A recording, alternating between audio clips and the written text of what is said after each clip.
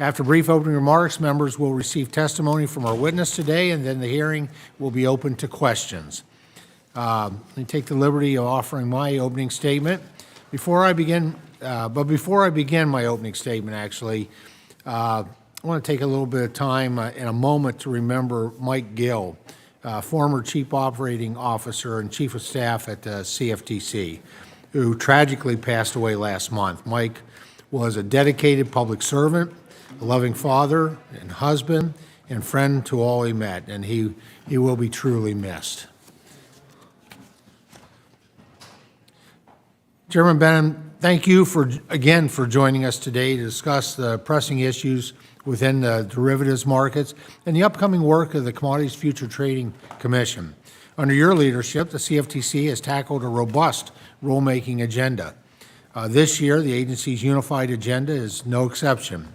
It remains ambitious, covering a wide range of topics, including rules related to cybersecurity and resilience, conflicts of interest and governance, enhanced protections for customer property, and event contracts. There is no doubt the CFTC has a full rulemaking slate. This committee appreciates the CFTC's commitment to providing effective oversight of our derivatives markets, especially through its transparent public rulemaking and advisory committee processes. This work is deliberative and leads to better public policy outcomes. Now, I know the Commission's ongoing rulemaking will benefit from this rigorous and comprehensive public review. Chairman Behnam, the House Agriculture Committee is closely monitoring the Basel III endgame and the GSIB proposed rule, and we're concerned that these proposals could adversely affect commodity derivatives markets and could result in increased costs and reduce hedging opportunities for commodity end users. Ultimately, the impacts of these rules could trickle all the way down to consumers, driving up prices in agriculture and energy markets, as well as for everyday goods and services that we all rely on. Now, I hope the Commission continues to review these proposals and urge the prudential regulators to rethink these flawed proposed rules. As you are keenly aware, our committee has been actively engaged in crafting a much-needed regulatory framework that protects consumers, investors, and fosters American leadership in the digital asset space. In July, the committee reported out the Financial Innovation and Technology for the 21st Century Act, a significant milestone. And I want to thank you again for providing us with the Commission's expertise, knowledge, and thoughtful feedback on FIT 21. And we look forward to advancing this bill and finally bringing regulatory clarity to these novel assets. Further, we're all aware that the CFTC has not been reauthorized since 2008.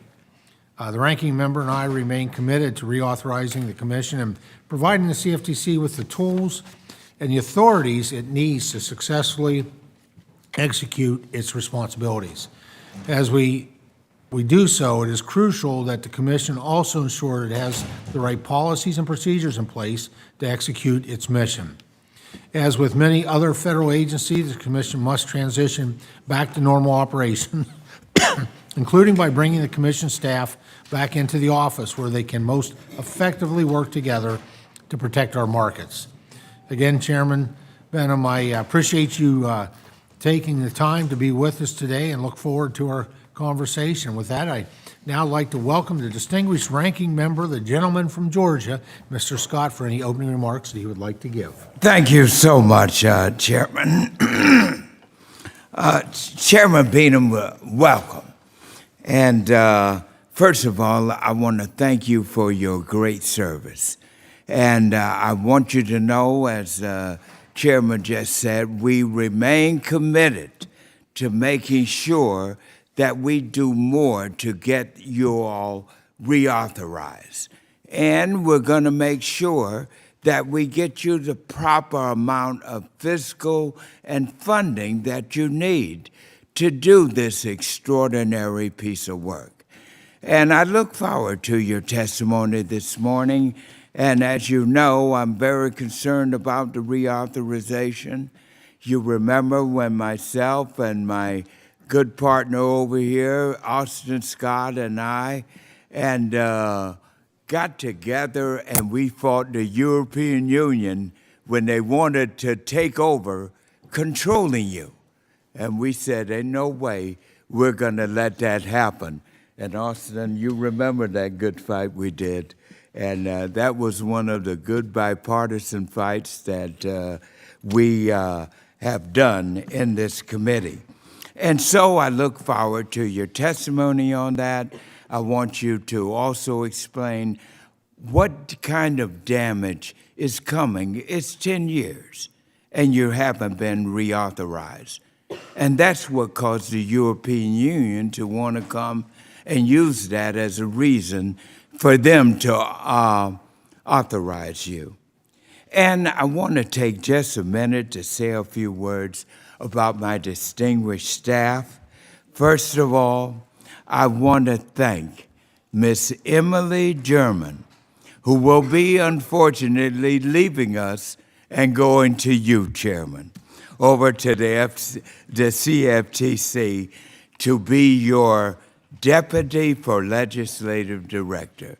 And I can't tell you, you couldn't have a better staffer than her.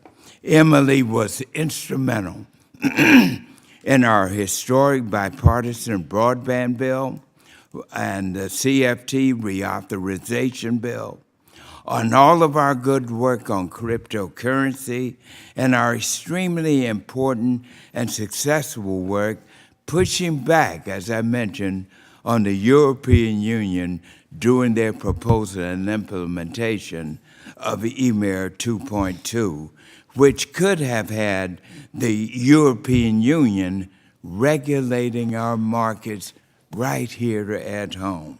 And we fought that together in a strong bipartisan way. And we will miss her dearly, but we're very happy that, Chairman, you will have such a talented and wonderful addition to your team. And next, I want to mention one of our other staffers, Mr. Britton Burdick. And all we want to say is happy birthday to Britton. And a nice round for my staff. And with that, Chairman, I yield back. Well, I thank the gentleman. The chair would request that other members submit their opening statements for the record so our witness can begin his testimony and to ensure that there's ample time for questions. I am pleased to welcome back to the committee our witness for today, CFTC Chairman Rostin Behnam. Mr. Chairman, thank you for joining us, and we'll now proceed to your testimony. You have 5 minutes. The timer's in front of you. We'll count down to 0, and at which point your time has expired. Chairman Behnam, please begin when you're ready. Thanks, Chairman. A few comments. First, Ranking Member Scott, I'm sorry for stealing Emily from you, but you know, this is what happens to great staff, and we're very pleased to have her coming over to the CFTC in the next month. I think the benefit to the committee is, as you mentioned, she'll be Deputy of Leg Affairs, so she'll be very engaged on a future basis with this committee. So I think you will all benefit from her expertise and her being at the CFTC. And also, Chairman, I want to echo your comments about Mike Gill. Obviously, a devastating loss for family and friends, but also the CFTC community. Mike was a great chief of staff. He was a great man, and we certainly miss him. And it's a tragedy what happened, but we're thinking about him and his family as they work through this tragedy. Chairman Thompson, Ranking Member Scott, and members of the committee, thank you for the opportunity to appear before you today to provide an update on the work of the CFTC.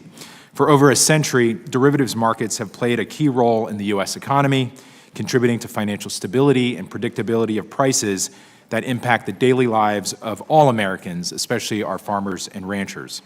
Recognizing the historical roots of our agency and the continued importance of derivatives to agricultural stakeholders, I am very pleased to announce that the CFTC and the Center for Risk Management Education and Research at Kansas State University will be hosting the 3rd Agricultural Commodity Futures Conference on April 11th and 12th in Overland Park, Kansas. Today, technology is having a larger impact on CFTC jurisdictional markets than ever before. Historically, the CFTC's regulations developed over decades to oversee markets made of individual, discrete entities, each typically performing one function in a multi-step trade cycle. However, We are seeing a shift to structures driven by technology that combine or compress what have historically been unique and separate activities into a single or fewer activities. This compression raises important questions about such issues as conflicts of interest, the strength of capital, margin and segregation requirements, the role of self-regulatory organizations, affiliate risk management, and most importantly, customer protections. As this committee continues to consider reauthorization of the CFTC, I believe there are several important policy questions that will benefit from broader congressional consideration and debate. With the support of the CFTC's Whistleblowers Office, the Commission's exercise of its enforcement authorities to address misconduct that has a direct impact on CFTC jurisdictional markets, affects the larger economy, causes public harm, or interferes with market integrity is only just one facet of our approach to innovation and the evolution of financial markets. Nowhere have we been more active than in the digital asset space. In FY 2023, which ended in October of 2023, we brought 47 actions involving conduct related to digital commodities, representing more than 49% of all CFTC actions filed. A staggering statistic given the fact that no federal agency retains any direct regulatory authority over the underlying or cash digital commodity market. One very important topic that continues to challenge the derivatives industry and the CFTC is, of course, cyber risk. Under my direction, the Commission voted unanimously in December to issue a notice of proposed rulemaking to require futures commission merchants, swap dealers, and major swap participants to establish an operational resilience framework and adopt non-binding Commission guidance related to the management of risks stemming from third-party relationships. As I have often said, we recognize that our rules apply to covered entities that represent many different business models and may be a part of a larger corporate family subject to the concurrent supervision of multiple domestic and perhaps international regulators. We are actively working with our fellow regulators on a number of matters that impact CFTC-regulated markets. Another topic presenting challenges and opportunities for the agency is artificial intelligence. I'm proud to say that recently the CFTC's new AI task force issued a request for comment on the use of AI in CFTC-regulated markets. The AI RFC is part of a greater vision I have had since my first days as chairman, advancing analytical capabilities through building talent, leveraging the cloud, and developing a forward-looking AI culture. In December, the Commission proposed guidance regarding the listing of voluntary carbon credit derivatives contracts. This is the first proposed guidance on standards applicable to exchanges listing products aimed at providing tools to manage risk, promote price discovery, and help encourage integrity in these markets. All landowners, including America's farmers and ranchers, can benefit from high-integrity voluntary carbon markets. Under my direction as chairman, the CFTC hired its first ever chief diversity officer who oversees the agency's Office of Minority and Women Inclusion. In the near future, I plan to release the CFTC's first DEIA strategic plan, and I'm eager to see the CFTC's OMWI statutorily authorized, similar to other federal financial regulators. The CFTC has consistently been at the forefront of identifying and addressing risks with a balanced, thoughtful, and measured approach. I strongly believe our collective goal is to keep the U.S. derivatives markets the safest, the strongest, and the most effective, and the most desirable in the world. By focusing on this goal, we can maintain America's position as the preeminent economy in the world and uphold national security for all Americans. As this committee knows, our nation's agricultural, energy, and precious metals resources are some of our most critical assets. I believe that without a robust derivatives markets, these assets cannot be optimally produced or sold. An investment in the CFTC is an investment in America. As chairman of the agency, you have my commitment to work with this committee on achieving all of these goals, and I look forward to your questions today. Thank you, Mr. Chairman. Well, Chairman, thank you so much for your important testimony today, and we look forward to that continued collaborative relationship. At this time, members will be recognized for questions in order of seniority, alternating between majority and minority members, and in order of arrival for those who joined us after the hearing convened. You'll be recognized for 5 minutes each in order to allow us to get to as many questions as possible. I'll recognize myself for 5 minutes. Chairman Behnam, we've heard a lot about the potentially disastrous ramifications of the prudential regulators, Basel III Endgame, and the GSIB surcharge proposed rules, including that they may curtail banks' ability to offer crucial hedging services to clients such as farmers and ranchers and other end users who are seeking to manage the risks associated with operating their businesses. Now, you have stated publicly that CFTC staff are looking at the proposals to determine if the changes will harm end users' ability to hedge risk in the commodity derivatives markets. Can you please share with the committee any of the CFTC staff's findings on this issue? Thanks, Chairman. A very important question, and I'll tell you a few things that I think should maybe level set. One, I have been personally engaged with other colleagues at the prudential regulators and market regulators, sharing some of the issues that we have examined and thought about, and wanting to help steer potentially their thought process as they continue towards finalizing the rule. I would say a few important data points that really represent some of the issues that we've identified. Going back to 2004, we had 177 registered FCMs, future commission merchants, at the CFTC. In 2024, currently, we have just about 64. A huge reduction in the capacity to clear and execute transactions for all market participants, including end users. Also, at the same time, we've seen an increase in customer funds from approximately $80 billion in 2004 to about $500 billion.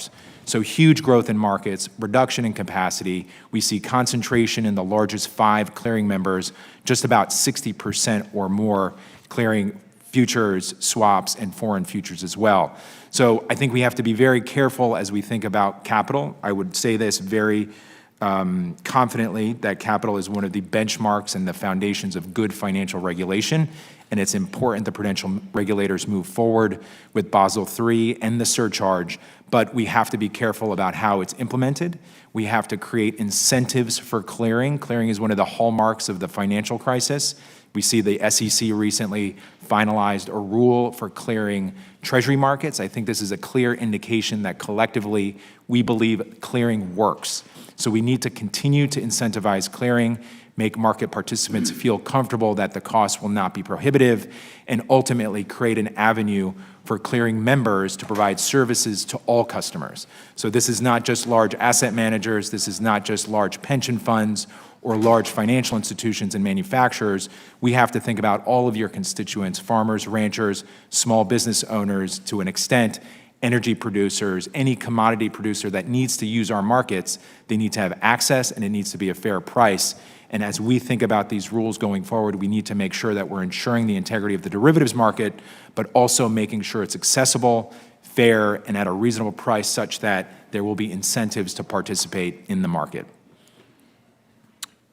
Chairman, and SEC-registered special purpose broker-dealer Prometheum announced recently that it will custody customers either beginning in March. According to the SEC's guidance, SPBDs are only allowed to custody securities.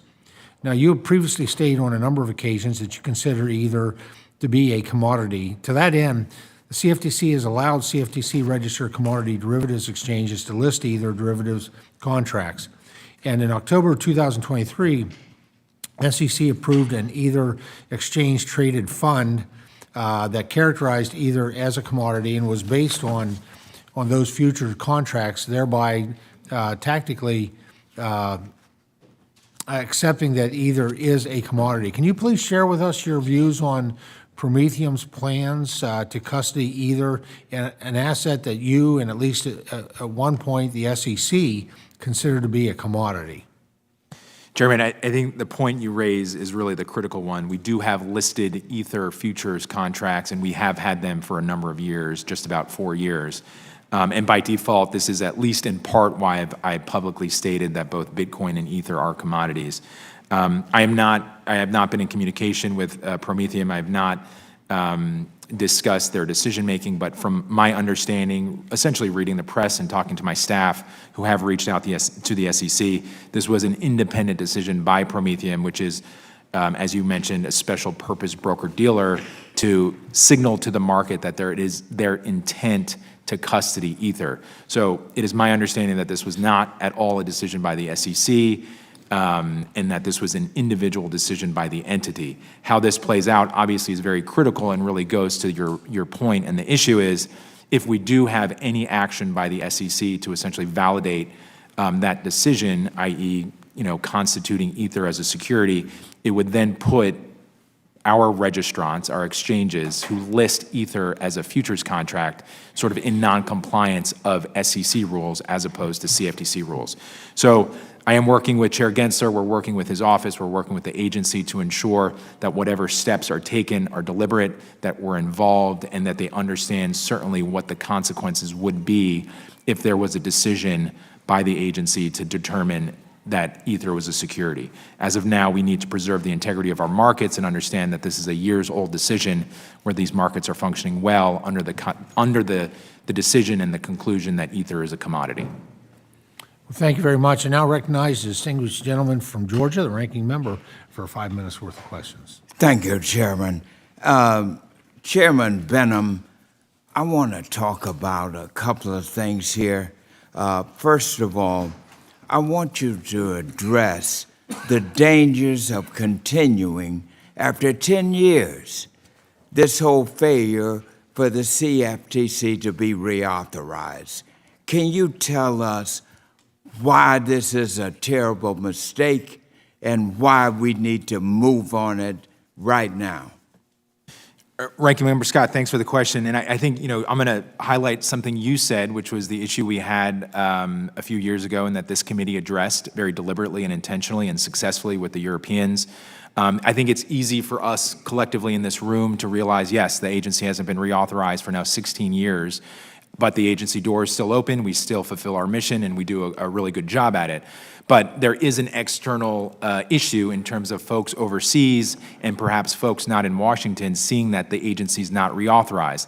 And I think that sends a bad signal not only from the committee's perspective, but from the agency's perspective that, it is not viewed as important as it needs to be. So I think externally we have to reauthorize the agency to ensure that the public, the investing public, that our international partners understand that this committee and this Congress takes the derivatives markets and the U.S.'s supremacy in derivatives markets very importantly, that we actively look at these issues, that we're actively thinking about the statute and the policy and how our markets are evolving and how we need to evolve with the marketplace and others across the globe. We have the deepest, biggest markets in the world, and I think we all want to keep it that way, and reauthorization is one step to ensure that that condition remains the same. Well, I can tell you, I've been in touch with our friends at CME and ICE clearinghouses, and they are very much concerned about this issue. And so, and I know a number of us, both Democrats and Republicans, are very concerned about this as we have fought this tooth and nail, and we will look to you for any recommendations you can make to us on this committee of what we need to do to stop this failure to reauthorize the CFTC. Now let me also talk about this issue of inadequate funding. You're still suffering from the lack of appropriations, and even in this year, we have not been able to give you the level of funding that you need. Can you please express what this means to your agency? Thanks, Ranking Member. Certainly with, as we're all feeling costs going up, this is not unique to individuals or organizations outside of Washington. So whether it's hardware, software for cyber resilience, for IT, for services from vendors and whatnot, we're seeing those costs go up. salaries and expenses related to personnel, recruitment, retention, these important things that any large organization has to deal with, ensuring that we have adequate funding to make sure that we can fulfill the mission. I can tell this committee with confidence we continue to fulfill our mission above par, without a doubt. But as we look forward to the future and the growth of the agency, as we see growth in our markets, as we see new participants, as we see new registration requirements, huge markets coming in, obviously crypto a huge part of that. This is pulling us in a lot of different directions, requiring a lot of different areas of personnel expertise that we need to be able to fund. So as you think about our resources, and I appreciate you being dogged about this for many, many years, I think we have to look to the future. And as I said in my statement, this is about national security. This is about us preserving the U.S. derivatives markets as the best in the world, and this is a long-term goal that we need to achieve in order to meet that goal. And let me just say, I'm very appreciative and very delighted to see you move with your excellent diversity program. But in my short time I have left, you mentioned AI, and you mentioned some good things about it. Let me ask you, do you see some dangers here? As other people and other entities are mentioning, they're all not saying good things about AI unless we're careful. Ranking Member, 100%. We are, what I've done, I mentioned this in my statement, we put out a request for comment. This is, in my mind, a deliberate, intentional way of seeking feedback from the market, from academics, from public interest groups, to see how AI is being used in the marketplace right now and how it may be used in the future. And that's both risks and benefits. I think as a regulator, we need to be very focused on the risks of AI and what we need to do to preserve the integrity of markets, and that really is the goal. So we are in fact-finding stage right now. All things are on the table in terms of policy, advisory, or guidance, but it was very intentional that we sought comment and sought input from the public at first to get a better understanding of how artificial intelligence is being used so that we can eliminate and, if at a minimum, mitigate these risks that can be caused to the financial system and our economy ultimately if AI is not used appropriately. Thank you, Chairman, and keep doing your excellent work. Thank the gentleman. Now recognize the other distinguished gentleman from Georgia, Mr. Austin Scott, for 5 minutes. Thank you, Mr. Chairman. Chairman Behnam, welcome to the House Ag Committee. You have a lot of respect from this committee for personally the work you do and for your agency. I appreciate your bipartisanship and just being a fact-based regulator. You mentioned safe, strong, effective markets. I couldn't agree with you more. I couldn't agree with you more about our financial system and our economy being a big part of our national security, just as big a part as our military and State Department is. My concern with kind of where we've gotten here, and I heard you say already that you have you've personally engaged in discussions with the regulators that proposed the changes.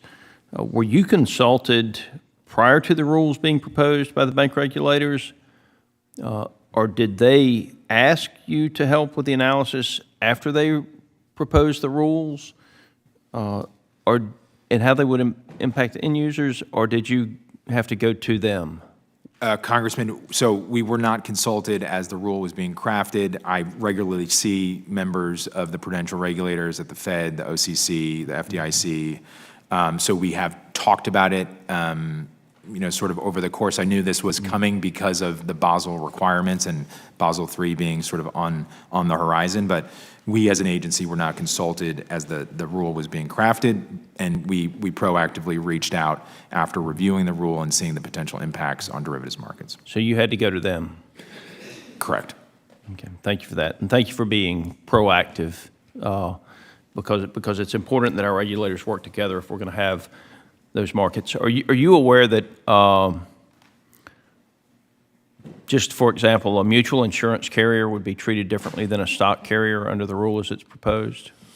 I'm not aware of that specific provision. We could certainly look at it, but we would want, I would think we would want equity in terms of how they're treated, just hearing what your issue is and how it's raised. Yeah, I think that's one of my concerns, is that there's got to be equitable treatment of competitive companies. I mean, we don't want to benefit one and penalize the other. So I would appreciate it if you would stay in touch with them on that. And we don't want to put an industry, because of their structure, at a competitive disadvantage. We want the markets to be safe, strong, effective for everybody. I want to move on to another issue. Are you supportive of the expansion of Federal Reserve deposit accounts for all CFTC regulated clearinghouses? Congressman, I've stated this before. I think master accounts at the Fed would provide a sense of financial stability for our CCPs, our clearinghouses. I mentioned this earlier. Since 2008, we've seen a huge growth in our markets, which ultimately means there is risk being concentrated in clearinghouses. We do have two clearinghouses that are designated as significantly important, which gives them access to the master accounts at the Fed, which provides stability and certainty for the funds that they collect from customers and other users. So I do think it would be an important policy change. I've stated it in the past, and I continue to advocate for it. So if, in your opening testimony, I think you said that 60% of the trades were through the largest five. Is that correct? 62% of 62%. customer money is in the largest five clearing members. How much is in those two? The top two? Right. I would have to look at the data. Okay. All right. I just think that's something we need to do. I mean, it should be simple. It's the safest place in the world for the money to be held, and I'm a little disappointed that we haven't been able to get that done yet, as I'm disappointed that we haven't been able to get the reauthorization done. Just one final question as I'm running down. Just what are you hearing is the concerns from the end users that you know? Well, it really does come down to access to markets, and this goes to my statistic, which I raised in response to the chairman's question, where we've seen a reduction of clearing members of FCMs from 177 20 years ago to about 64 right now. It's not like the largest ones are leaving the market. It's the smaller FCMs. It's the FCMs that facilitate and service smaller businesses, agricultural stakeholders, energy stakeholders. So as much as that is a key component of our constituency as it is yours, I want to ensure that the market is fair in offering these risk management services to all participants. And right now, we're seeing that business being concentrated in the largest banks, significantly important financial institutions, global banks. And you could imagine, because of economies of scale and because of costs like capital and otherwise, it doesn't necessarily become a viable business model to provide, a co-op from Georgia a future servicing business. So we need to ensure that diversity of futures commission merchants, so that all American businesses, small and large, can have access to derivatives markets to manage risk. Thank you, Chairman. Gentleman yields back. Now please recognize Dr. Adams from North Carolina for 5 minutes. Thank you, Mr. Chairman, and thank you, Ranking Member, for hosting the meeting today, the hearing. Chair Behnam, thank you for testifying today. It's good to see you again. I do want to follow up on an issue that you spoke about a bit last time when you came before the committee. The Dodd-Frank Act added a new core principle: diversity of board of directors for future exchanges or designated contract markets. Under the core principle, a DCM, if a publicly traded company shall endeavor to recruit individuals to serve on its board of directors and its other decision-making bodies as determined by the commission from among the reflecting a board and culturally diverse pool of candidates. And so as I understand it, it's been more than 10 years since this provision was implemented by the CFTC. So after all of this time, are you seeing a greater diversity in boards of directors at DMCs? Congresswoman, thanks for the question, a very important one. And as you stated, this is a priority of mine. I would say since 2010, we've seen an improvement, but there's certainly more work to be done. And I'm hopeful that the work that we're doing at the agency by hiring a chief diversity officer, having a DEIA strategic plan, is going to further improve the diversity of boards across the industry and our stakeholders. But ultimately, that's their decision, and we're doing what we can at the CFTC to make sure that we're casting a wide net for individuals and professionals across the country. Thank you. So how does diversity in leadership at DCMs compare with the leadership of other publicly traded entities regulated by the CFTC that operate under Commodity Exchange Act core principles?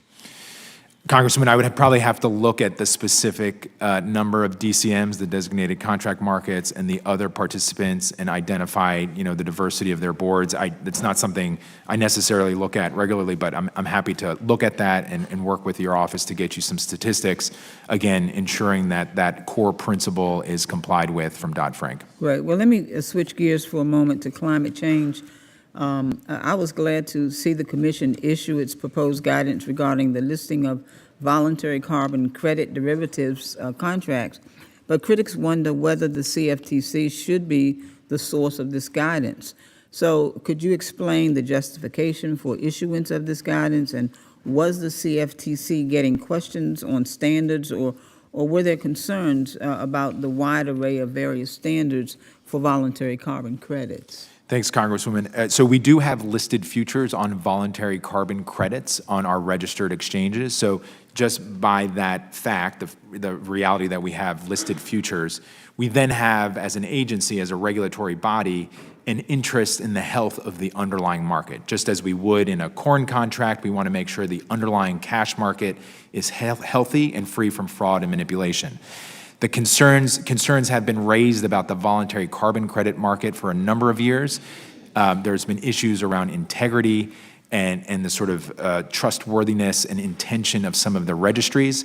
So the intent from an agency perspective is really to elevate the diligence that the DCMs, which you mentioned earlier, the exchanges use when they list CFTC-regulated futures contracts.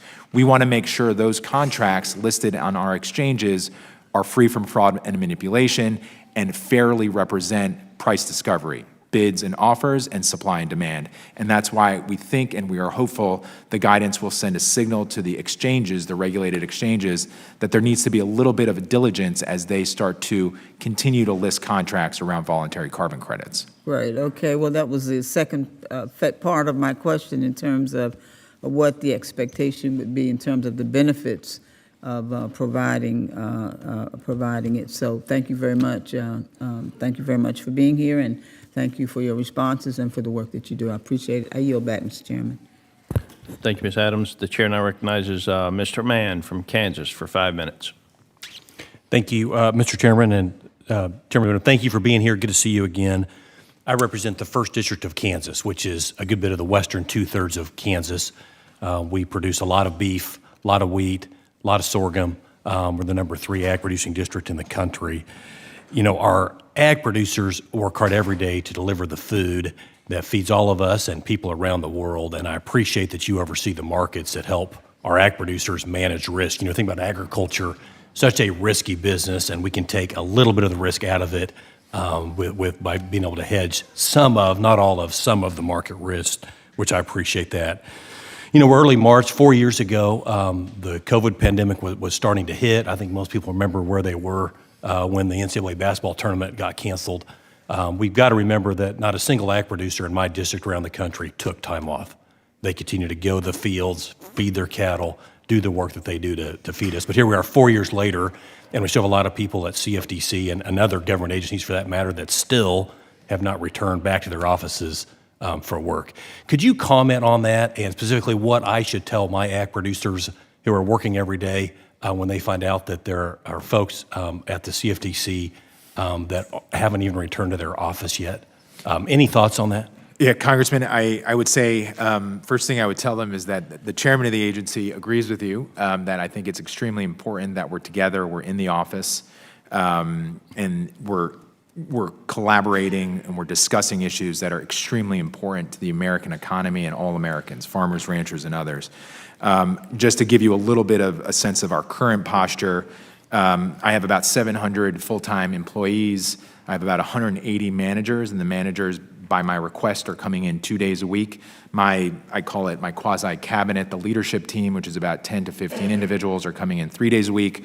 My direct team and myself, we're in 4 or 5 days a week. There is a large portion of the agency, approximately 500 individuals, who are either a part of the National Treasury Employee Union, the NTEU, or not necessarily a part of the union, but not managers either. And that is where we are in ongoing negotiations to determine essentially the future of our work posture at the CFTC.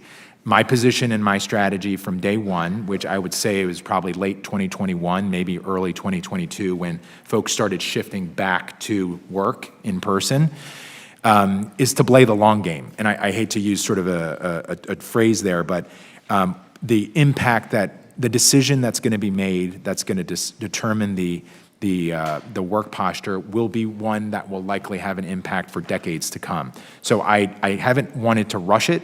We are negotiating with the union and its representatives in good faith. I am mindful and very much support being in the office and being together and collaborating, understanding the risk that our markets have and having to have those bits of communication, whether it's near a water cooler or by our office.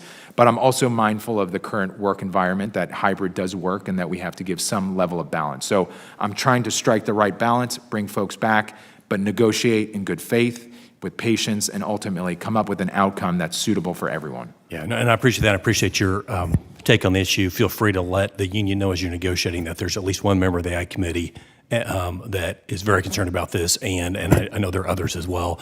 But remind them that they're overseeing markets, that you have people that literally lay on the line 7 days a week, and it's hard for them to understand when folks are in the office 0 days, 1 day, 2 days a week. It makes no sense.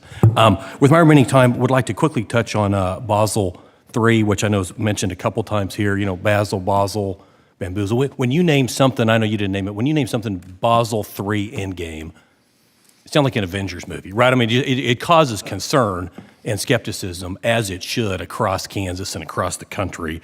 Any comments? You know, I hear regularly from folks that are concerned that these proposals are going to drive banks to scale back or even abandon clearing services altogether. Any thoughts on what your agency is getting ready to do as this hits, and how do we pick up the pieces and make sure that markets stay intact and we continue to deliver the risk management tools that our ag producers need? Congressman, thanks for the question. You know, my intention from the start has to put together a team of experts at the CFTC and to go work with our fellow regulators at the Fed, at the OCC, at the FDIC, and to help inform them the best we can about what we're seeing in our markets, the changes that have occurred. I mentioned this to the chairman, the concentration of participants and players, the lack of access and services for smaller participants, and the importance of the diversity of participants in this pool so that, you know, farmers and ranchers in Kansas can have access to futures markets. You hit the nail on the head when you said the futures markets are not going to eliminate all of your risk, but it can be a part of a larger toolbox, some of the commodity programs over at USDA, to mitigate risk and reduce it to a point where that farmer can go into planting season every March or April and feel confident they're going to come out during harvest on the right end of the season.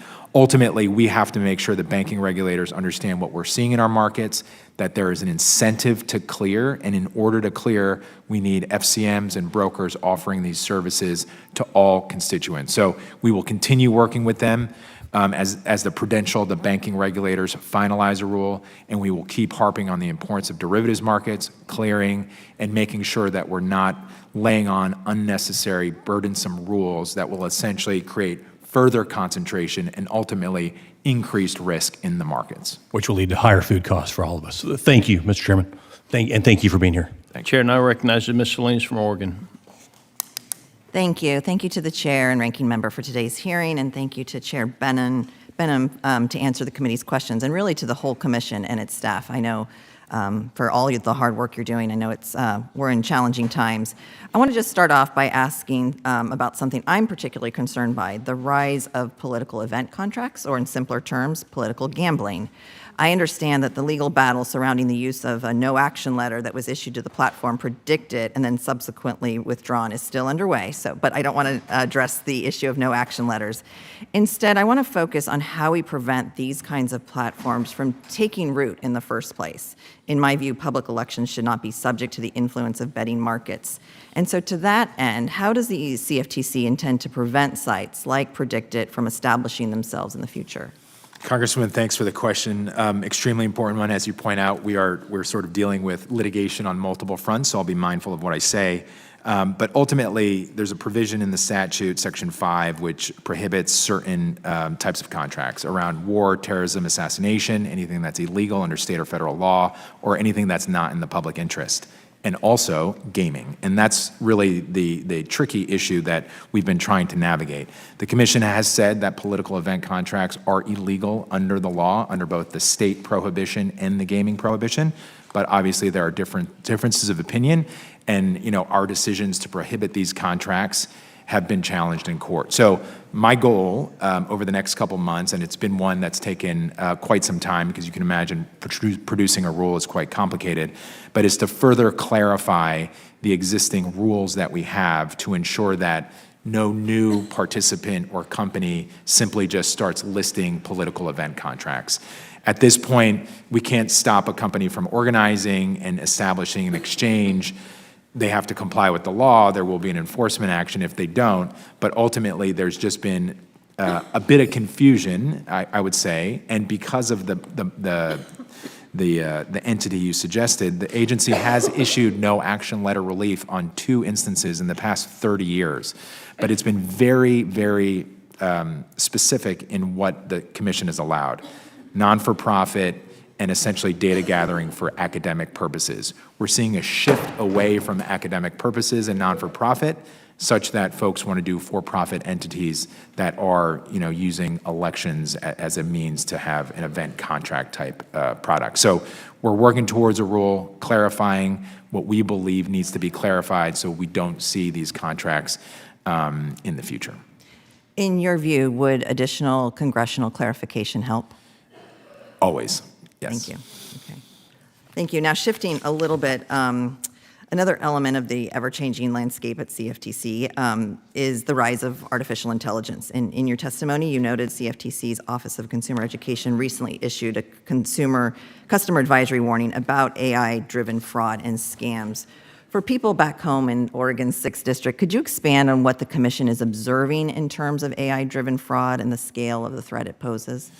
Thanks, Congresswoman. At this point, it's a bit early, and we are aware through really anecdotal conversations that artificial intelligence is being used by some of the more sophisticated, well-resourced entities.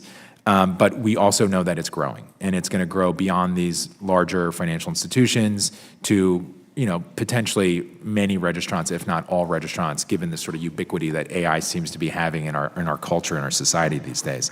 So my intention was to put out a request for information to get a sense of what's going on in the market, how registrants and participants are using it, what potential risks there are, and what potential benefits there are. And from that bit of information gathering, potentially use it as a tool to produce policy through a rule, through an advisory, or through guidance.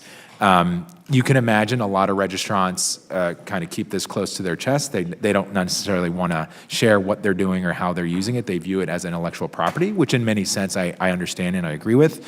But as a regulator, we need to see the whole playing field. We want to get a sense of what they're doing, making sure they know what the AI is, the artificial intelligence program is, and how it would be impacted or how it would react under different scenarios.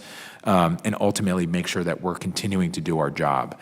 But ultimately, we want to start right now at information gathering and then move forward at a good cadence to move quickly, but also to move cautiously so we don't get ahead of ourselves and do something that really wouldn't apply to the way the technology is being used. And thank you for your comments on just balancing that investigation around risks and benefits, because I do think, there's both to be had there. Thank you. Thanks.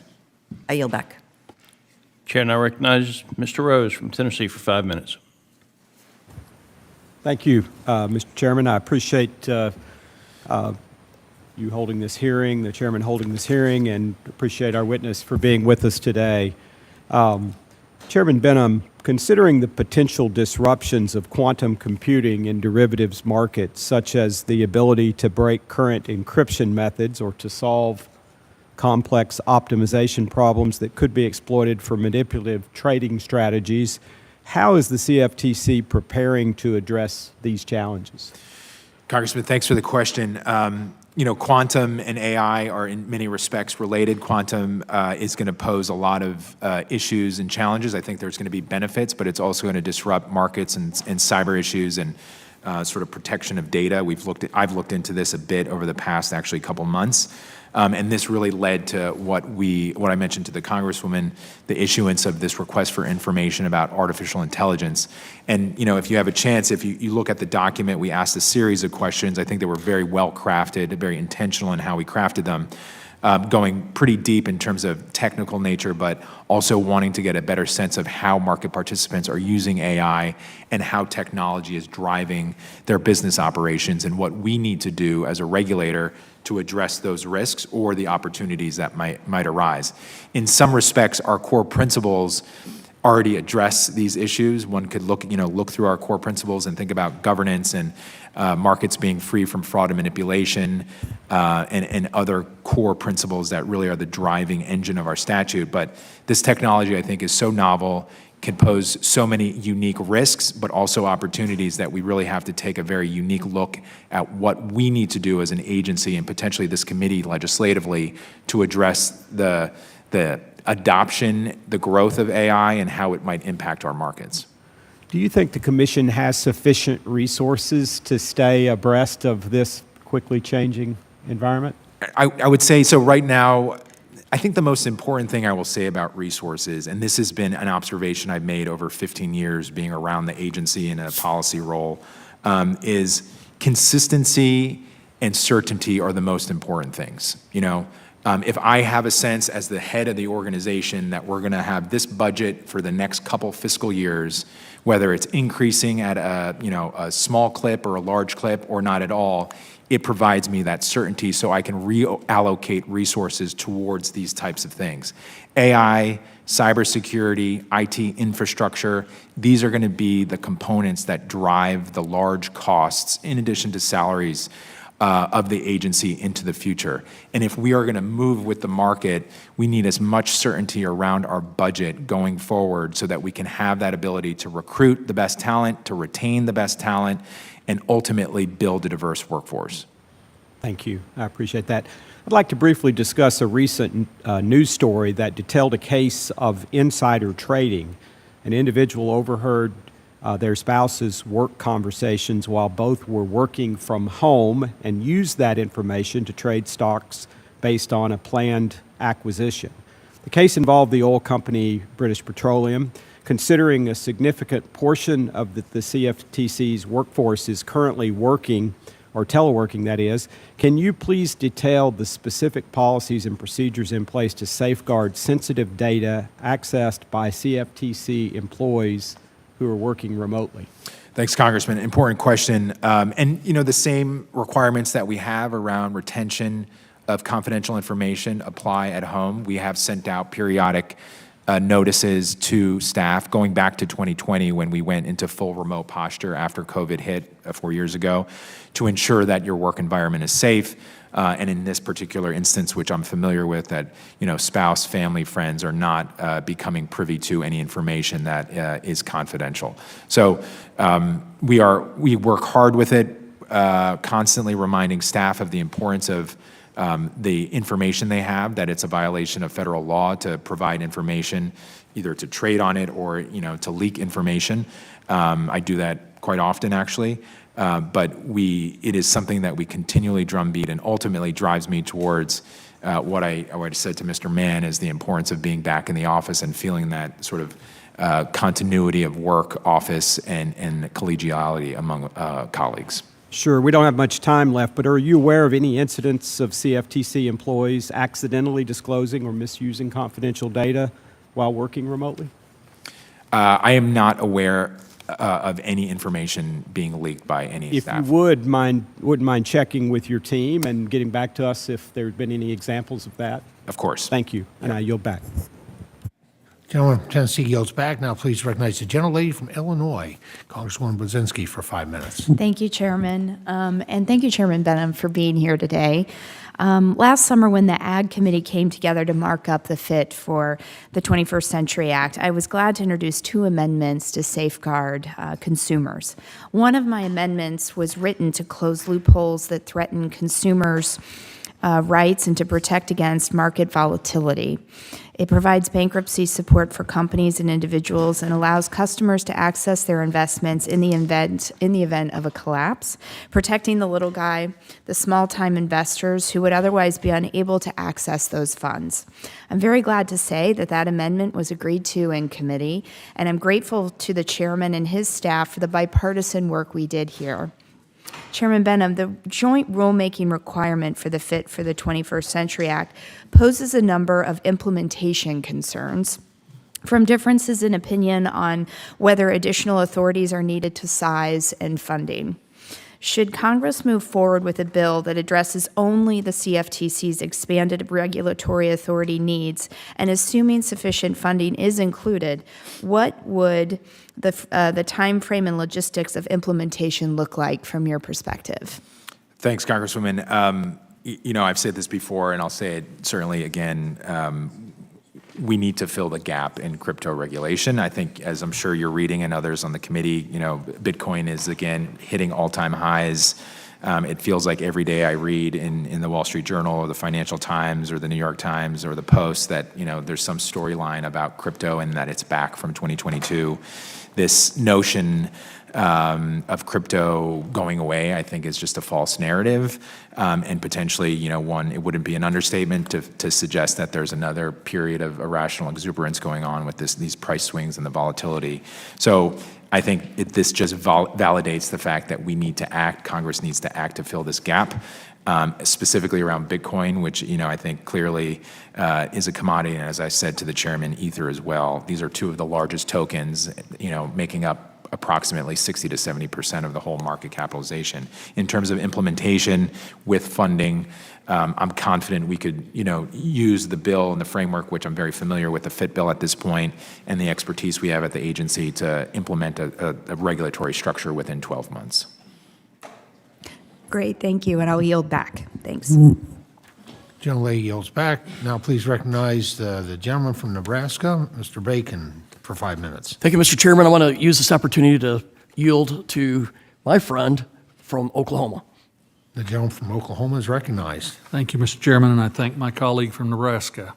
Chairman Behnam, thank you for appearing before the Ag Committee today. During our discussion when you were last before the committee, the Basel Endgame proposal had not yet been proposed by the banking regulators. And since then, we've seen an overwhelming response to the negative consequences of the proposal, particularly to derivative end users. The proposal would have significant consequences for the health of the U.S. derivatives market and would make hedging more expensive for market participants like farmers and ranchers. I just had the chance to speak with the Federal Reserve Chairman, Mr. Powell, on this topic over at the Financial Services Committee. And Chairman Powell expressed that he was willing to give these concerns a closer look. Chairman Behnam, would you be willing to assist the Fed in taking a closer look? And has the CFTC been asked by the Fed board to offer feedback? Thanks, Congressman. Certainly, we are willing. We've been quite active, me personally, with my colleagues at the board level, but also staff at the staff level, to share some of these concerns around what I've sort of determined as the shifting market structure and environment, which is fewer FCMs, clearing brokers, less services for small ag and energy producers in Oklahoma and across the country, and making sure, as you remember well, after 2008, that we're incentivizing clearing. In order to have a healthy clearing environment, we need all the parts together, and we want to make sure that we're not creating unnecessary barriers to clearing and clearing services for end users.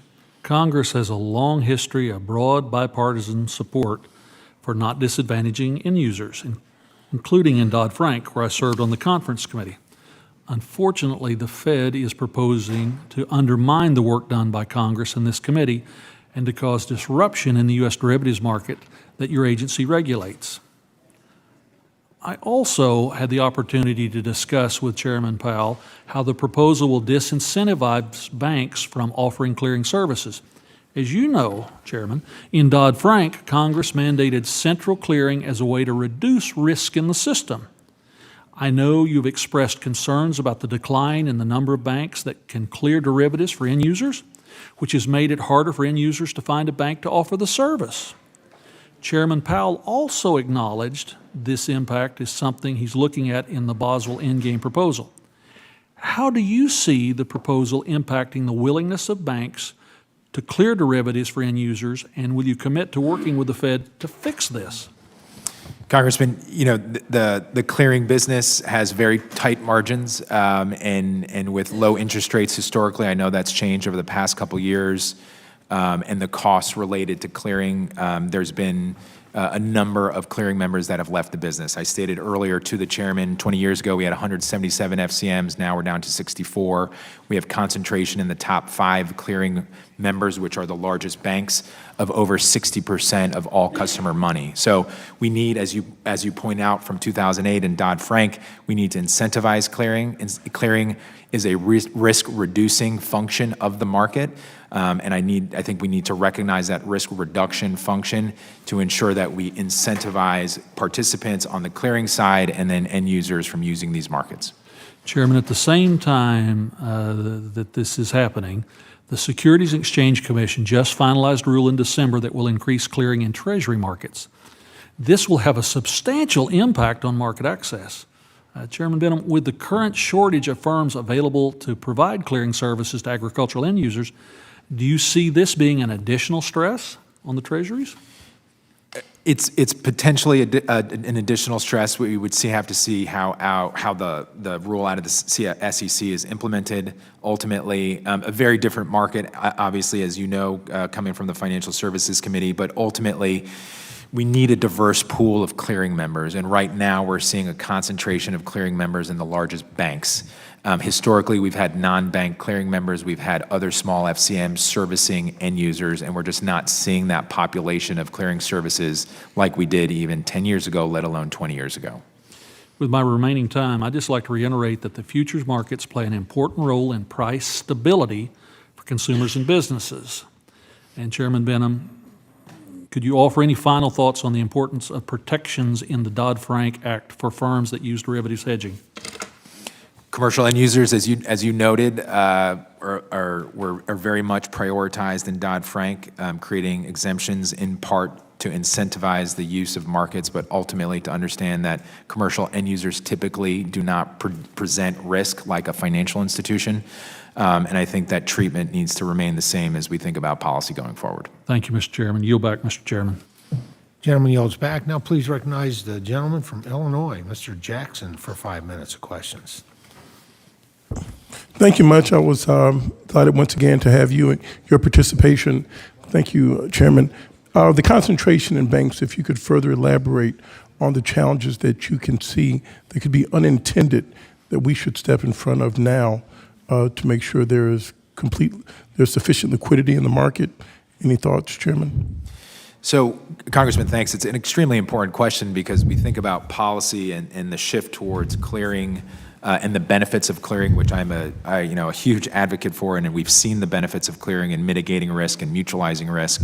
But ultimately, over the past 15 years, nearly since Dodd-Frank, we've seen concentration. We've seen a reduction in clearing members, as I mentioned to Mr. Lucas, and ultimately that puts a higher point of pressure on just a few large banks.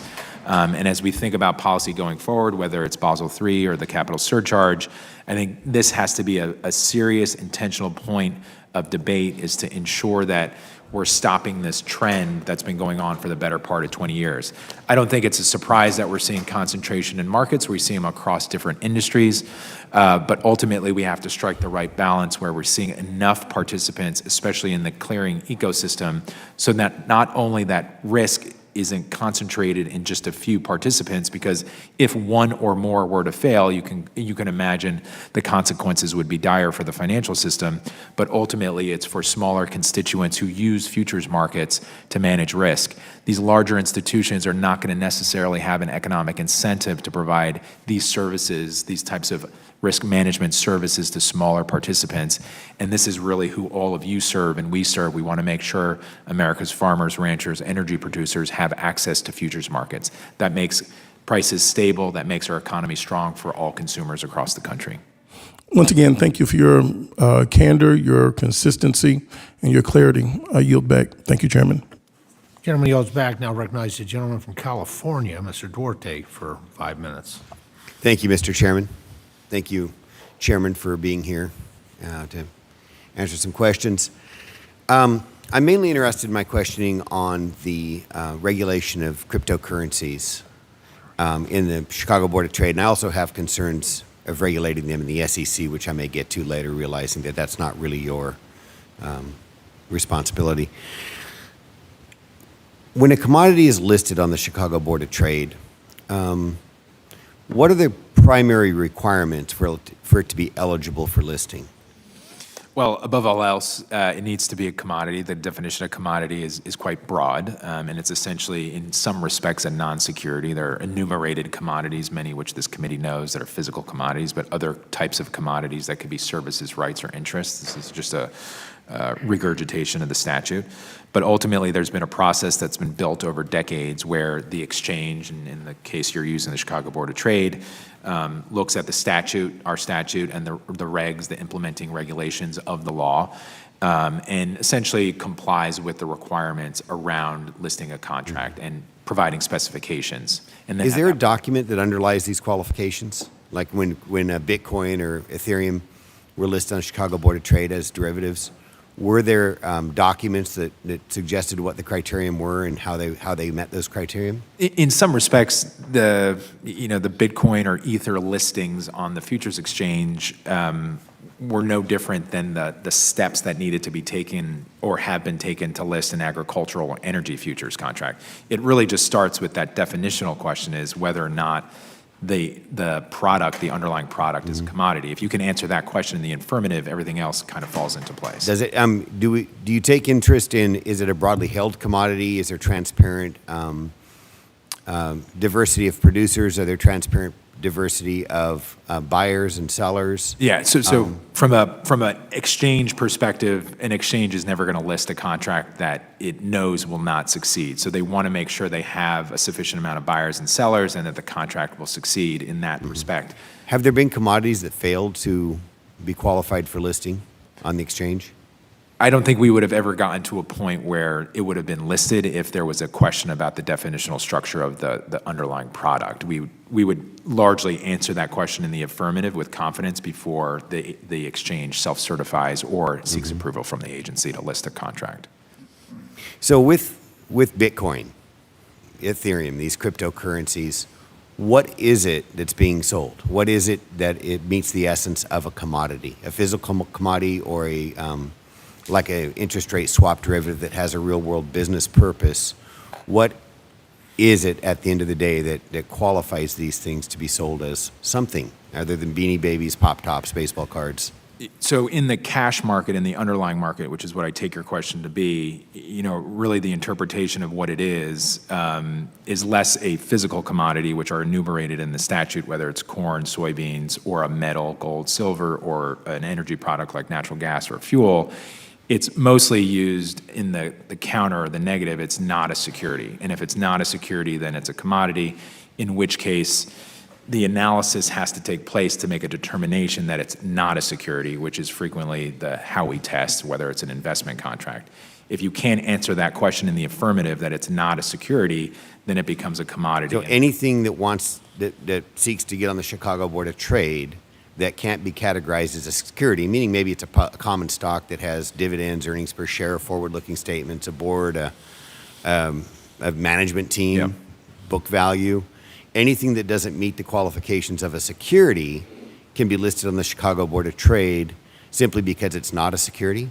So differentiating a Beanie Baby from the company that produces Beanie Babies and has a board of directors and an executive team and et cetera, like that is that share of the company that it issues to investor to raise capital is a security, but the actual product itself, in this case the Beanie Baby, is likely a commodity. So our current legislation to regulate cryptocurrencies begins with the cryptocurrencies being traded as commodities, but then elevates the currencies themselves, not the company, which you just elaborated very clearly, to be traded as a security. How is a cryptocurrency, in your mind, realizing that you're a commodities guy, ever going to meet the standards of a security? So you can imagine that there are cryptocurrencies, and this happened, certainly 4 or 5 years ago. We'll see if it starts again, highly unlikely, where a group of individuals tries to raise money, and in exchange for raising fiat capital, whether it's dollars or some non-US currency, issues a token, a cryptocurrency, as opposed to a traditional share of stock, which we're accustomed to in traditional equity markets. It's in that situation where that group of individuals would raise money and use that money to develop some sort of software or protocol that you could interpret that token to security. It's got no share issuance, it's got no board of directors, it's got no management team, it's got no earnings per share, it's got no book value. It is simply a broadly traded issuance of crypto. It really doesn't match any of the tools available to the SEC to regulate forward-looking statements, insider trading. There's a lot of gaps, in my opinion, both on the commodities exchange as well as the SEC, to treat cryptocurrencies as either commodities or securities. And I think we're shoehorning here to try and fit them into regulatory schemes and give them credibility that they don't deserve. Congressman, I don't disagree with you on the former part that we're shoehorning to an extent. I think there are some points which are more clear than others, but given the nature of the technology and what I've observed over 7 years at the CFTC, it demands legislative change. I would disagree with you in part on the second part of your comment. Legitimacy is neither here nor there from my perspective as a regulator. What I've observed is a market evolve, develop, and see extreme amounts of adoption by retail investors, and I have a responsibility to protect those investors, and I need the tools to do that. Well, protecting the investors is accomplished by giving credibility in a regulatory scheme that is failed in many ways to provide investor protection. Well, I mean, we could look at the history of Bitcoin right now and where we are today, and the fact of the matter is there are investors who continue to want exposure, both institutional and retail, to Bitcoin. So for me to step back and say, I don't want to legitimize it, that's an option, but ultimately people are going to get hurt, they're going to lose money, and I feel like I need to use the tools. Well, there's nothing there that's going to cause people to lose money. Gentlemen's That's time a subjective. Thank you, Chairman. You've been very generous. Yeah. Thanks. Gentleman's time expired. Now recognize the gentleman from South Dakota, Mr. Johnson, for 5 minutes. Thank you, sir. First off, Mr. Chair, I would observe that you've exhibited great leadership over the course of the last year as we have really been trying together on a bipartisan basis plug these gaps that you and Mr. Duarte were talking about. We do need to plug those gaps. We do need to fill this in. So thanks for your leadership there. Number two, I grew interested in Mr. Mann's line of questioning, and I want to make sure I understand this. Your managers are in 2 days a week in the office. The layer of management, which is about 180 people, are in 2 days a week. And so below that, not the 170 managers, but the others of the 700 workers, what is the average number of days that they're physically in the office? I mean, if I were to have to take the average of about 500 people, it would probably be less than a single day across the board. Some do come in, but very few come in at all. You mentioned negotiating with the union. Presumably the previous contract did not lay out any right to remote work days, did it? So we actually, prior to COVID, had a scheme which allowed staff, the union representatives, the union staff, to remote work 2 days per week, but they had to be in the office 3 days a week. So why doesn't the national health emergency is over? Why doesn't that framework apply today? So a good question, but one when we went into full telework posture at the start of COVID, the negotiation and the contract had to essentially be rewritten such that There were certain rights afforded the union members when we went into full telework posture. And in order to return to either status quo or something where the staff are coming in, we would again have to renegotiating the existing posture. Well, Mr. Chairman, I understand your desire to move in a deliberate and long-term focused fashion. I would just mention to the bargaining unit, they are absolutely behind the times. I observe a CNBC article that notes that 90% of companies say they'll return to the office by the end of this year. That article outlines the negative impacts on productivity, collaboration, and employee engagement. And then the Society for Human Resource Managers, on their website, they observed that 63% of CEOs predict a full return to in-office work. And Mr. Chairman, I would ask unanimous consent to submit for the record both the CNBC analysis as well as that from SHRM. Without objection. So I would just keep doing what you're doing. Let's get people back in the office. Again, the literature is becoming increasingly clear about the benefits of in-person interaction. And then we've talked a little bit about the importance of these derivative markets to provide risk management tools and strategies for American producers as well as other market participants.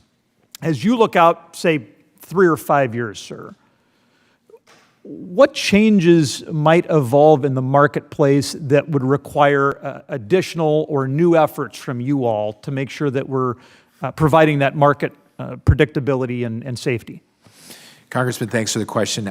What I've seen and observed, and I made this briefly, this note in my opening statement, it's interesting to look back 20 years, 30 years, and how some technological changes move traders off of floors and onto desks across the country and the globe trading electronically. And then we had different variations of trading techniques that used high-frequency trading, and now we're certainly moving towards artificial intelligence and programmable trading, which I'm sure has been around for years. But then what we're seeing also is structures changing, and I mentioned this in my statement, where the Commodity Exchange Act is built around unique structures, right? An introducing broker, associated person, a futures commission merchant, an exchange, a DCM, a clearinghouse, a DCO. And we're seeing that compressed, and we're seeing it compressed because of technology. This was an issue we had to deal with FTX a couple years ago, and we had the hearing where they wanted to do non-intermediated leverage trading. Huge amounts of risk and something we had to think about. But ultimately, and as I've said to this committee before, we're going to continue to see these new market structures and models be presented to the commission. And I have said this, that the statute doesn't contemplate these things clearly, both from the benefit side and the risk side, because every time you take out one of those layers, whether it's the FCM, the introducing broker, the associated person, the exchange itself, if you have a direct clearing model, you're taking away some benefit. You're reducing friction, so you might have a quicker executed trade, but if you're taking away an FCM, you're taking away disclosures, customer segregation, other components. So as I look to the future, and I would hope you as chair of the subcommittee think into the future, we want to preserve our preeminence from a markets perspective. We're seeing changes in the market structure, and we have to be very deliberate collectively about what we want to see in the future. And I'm not suggesting this is what we want. I'm just suggesting that the statute doesn't contemplate it, so we're seeing a number of new applications saying, we want to do it this way, CFTC approve us. And we're being very cautious, we're being very deliberative, but there are enough gaps in the statute where it's not clear that we have to do things the old-fashioned way, so to speak. Thank you, sir. One more quick comment, Mr. Chairman. As we move toward FY25 appropriations, I will have as one of my factors for consideration for each agency whether or not they have returned to the office in a way that best serves the American people. And I would just ask my colleagues to be willing to do the same. With that, I yield. Gentleman yields. Now please recognize the gentlelady from Connecticut, Congresswoman Hayes, for 5 minutes. Thank you. Thank you, Chairman Behnam, for being here today. And I apologize for being in and out. I promise it's not you, it's me. We have multiple hearings going on, so please excuse me. The Commodities Futures Trade Commission is tasked with overseeing futures and swap markets in addition to the emerging digital asset market. Going after fraud and penalizing bad actors is a crucial part of keeping markets stable and protecting the financial well-being of Americans. The Office of Consumer Education Outreach at the CFTC is responsible for identifying fraud trends, producing educational content, and public engagement on a range of issues. Administrative costs for the OCEO are funded by the Consumer Protection Fund, which receives money from CFTC's enforcement actions. The Consumer Protection Fund can only receive additional funds if its balance falls below $100 million and must also grant awards through the whistleblower program. My question for you today, Chairman Behnam, is how much money from the Consumer Protection Funds goes to the whistleblower program and the OCEO, respectively? Congresswoman, thank you for the question. An extremely important program, one that's been extremely successful over the years since Dodd-Frank, and I think has served customers and Americans quite well. The budget is relatively small compared to the number you just stated, the $100 million. The legislative language from 2008 unintentionally sort of crafted a little bit of a loophole which we're trying to fix, and I know Congress has been vocal and sort of active in trying to fix it, but ultimately it's just a couple $1 million that we're using for a number of staff, which we're growing up. We've also just appointed a new OCEO director, which we're very proud of and very excited about. So this has been a priority of mine to build out that office as much as possible, increase that budget because it does come from the Customer Protection Fund, and ultimately provide as much education and awareness to Americans across the board. There are some legal limitations to what we can do with the fund and how we use it. We can't give legal advice, obviously, but we want to just get as much information out about the risks of our markets and some of these scams that folks are seeing on the internet and other digital means. Yes, thank you. Trust me, I'm from Connecticut, and every time I run into Senator Dodd, this is his conversation.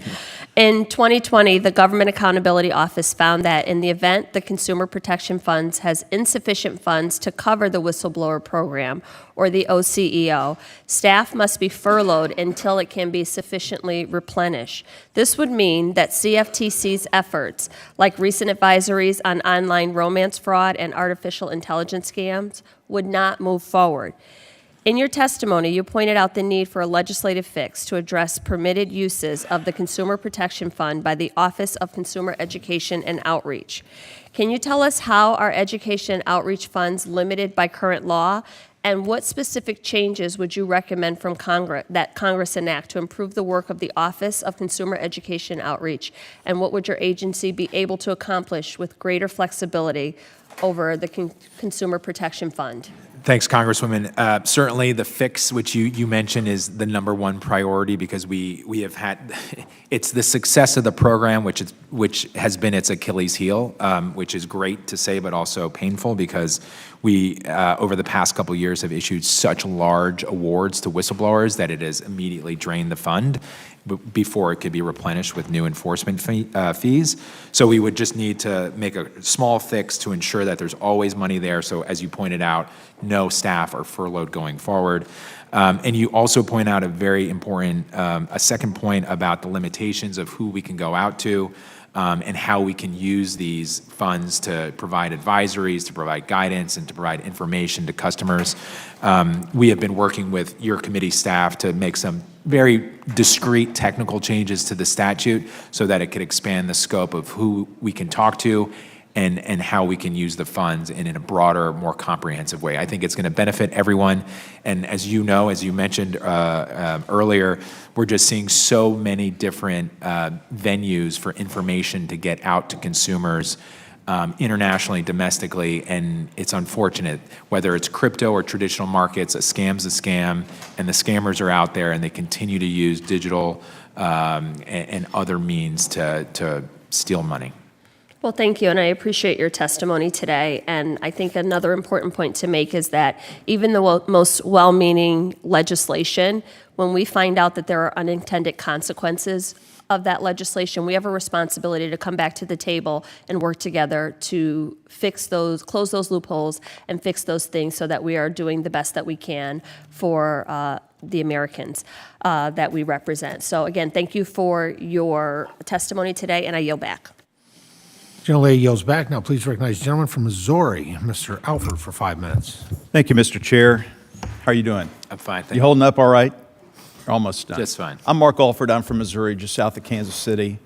I hate to beat a dead horse, but I'm going to talk about showing up at work. I just left, I'm on small business as well, and we were talking with 2 members of the GAO there about this very issue. One of the first things I did, Mr. Chairman, when I came here, and I'm new to Congress, I wanted to visit the agencies that we had oversight over, not to go in there and stir up trouble or cause trouble. I wanted to meet people. I wanted to see I wanted to feel the dynamics of what they were doing. So when they come to testify, we have a relationship, and we can work together for the American people. Because I feel like that's very important. I don't care what party you're from, we've got to work together for the American people. I was denied, our staff repeatedly denied from entering the USDA, which has 2 million square feet, just down, beautiful building down there. I can't get in. We were denied getting in the Small Business Administration. I have been to the Pentagon. I'm on the Armed Services Committee. I've heard stories of others being denied entry to the Veterans Administration, and yet we have oversight of these agencies. So we filed the Congressional Access to Bureaucratic Offices Act, CABO, to force these administrators to let us in the building. After we filed that, we finally got into the Small Business Administration. It's very discouraging because I've heard some of your testimony in between running around here. I know that you want to get the workers back to work. How many days a week are you actually at the office? So I travel a bit, and I live in Baltimore, but I do come into the office, I would say, 3 to 4 days a week minimum, and then sometimes 5. But if you're in town, you're at your desk, right? Why? Yes. Why? Why is it important to come in to see the people you lead or work with? Well, one, I feel a sense of responsibility to the lead and set an example. But 2, some of my team is behind me. I have about 6 people on my direct team. I have a leadership team of 15 people. And just a quick anecdote, 10 seconds, 15 seconds. One of my directors, we periodically chat on the phone, whatever's most convenient. But she came into my office a few weeks ago, and we had our weekly 30-minute meeting. And we talked business, we talked about issues, but we also just caught up on personal matters. You can't do that over the phone. Can't do that over the phone. Over Zoom. That was a different experience for me that I had felt in 4 years. The GSA just worked out a new lease in Kansas City, I think, for a building there in Crown Center. Have you been there? Or are you familiar with that for your offices? And I'm not familiar yet. Okay. Yeah. My understanding is there's a lease that's already been worked out or being worked out for more office space in Kansas City? In Kansas City, yes. Correct. For us. Yes. We've been in that space for a couple of years at this point. So this is a lease renewal. Do you know how many square feet are there? In the Kansas City space, I could check, but what I do know is we've reduced our footprint by about 50% from our previous space. So we've been in that space. Is that because people are phoning in to go to work? Or no, is that... there's a little bit of a history to this, but we were independent. We were leasing independently from private commercial landowners or commercial property owners. And then over the course of the past, I would say 10 years, there's been transition to GSA space. And transitioning to GSA space has a number of requirements in terms of square footage per employee, and that ultimately reduced our footprint by 50%. Right. But bottom line is, I would think you would agree, it sounds like you do, we've got to get federal workers back in the office. It's going to lead to greater productivity for the American people. You would not believe how many calls we get a day in our congressional office from people desperate to get money back, to get services from the federal government, but people aren't picking up the phones. People are not helping our constituents in the 4th Congressional District. And look, I don't mind our staff helping. We helped over 800 people so far since we've been in office and have helped return more than $1 million that are rightfully due the taxpayers. But they shouldn't have to be coming to us. They need to be calling the agencies, and I appreciate your willingness to do something about it. Thank you for being here, sir. Thank you. With that, I yield back. Gentleman yields back. Now please recognize the gentleman from North Carolina, Mr. Davis, for 5 minutes. Thank you. Mr. Chair, thank you for being with us today and coming to share. My first question, how is the CFTC utilizing tools and strategies to identify and prevent potential price manipulation in the futures markets, particularly concerning agriculture commodities? to protect farmers and agriculture investors? Congressman, thanks for the question. It really is core to what we do at the agency. We work closely with the exchanges. We have a regulatory structure that's been built out over decades based on the statute, the law that Congress has written to ensure that contracts, whether agricultural or energy or otherwise, are free from fraud and manipulation. We have a very well built out surveillance team and surveillance experts, market experts that are constantly monitoring markets and movements of markets. We're analyzing anomalous trading activity. We're looking at data that we collect. We work closely with our SRO, the National Futures Association, and like I said, the exchanges to ensure markets are functioning as intended and that supply and demand discovery is happening as it should. And can you discuss the effects of Russian sanctions and how conflicts in the Middle East and Ukraine are having on U.S. commodity prices, especially agriculture ones? Congressman, thank you. It's been an interesting period, obviously, over the past couple years, observing some of the changes in commodity markets. I would say, first, to your point about sanctions, we work closely with Treasury going back to 2022 and the initial invasion, such that we were identifying any individuals or organizations that were on the sanctions list, and we took appropriate steps to ensure that their market access was eliminated prior to the sanctions coming in, and as they did. In terms of market prices, I would say, the market responded to the anticipation of an invasion by Russia against Ukraine with huge price spikes across the agricultural complex and the energy complex, so natural gas, oil, and then most notably wheat, but also soybeans and corn.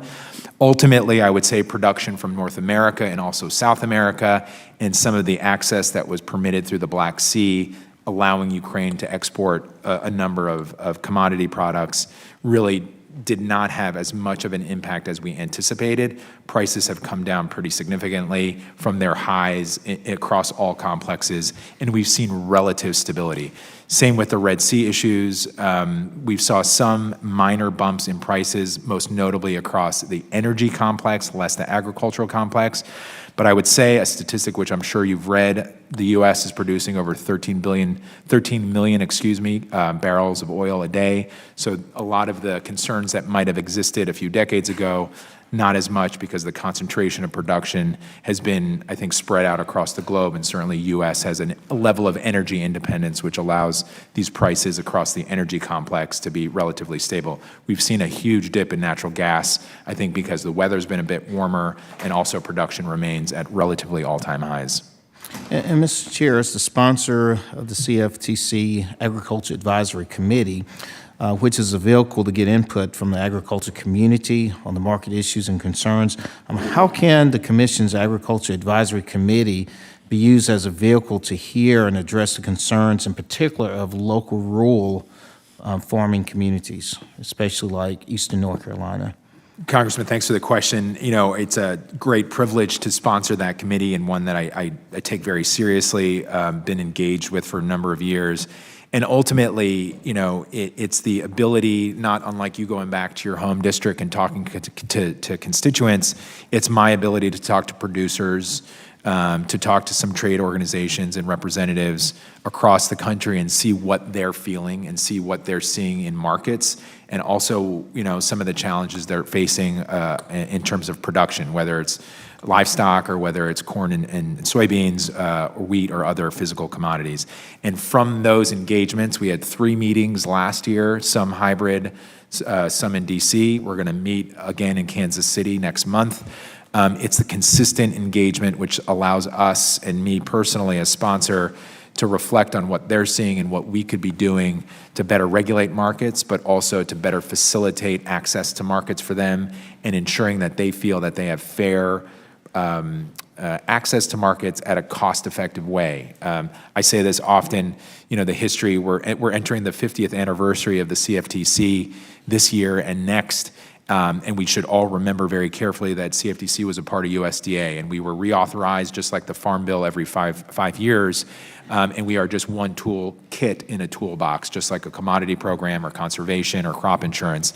And it is one of the big responsibilities I feel to make sure that futures markets remain accessible, fairly priced, and fair and free from fraud and manipulation so farmers and ranchers can use them to manage risk.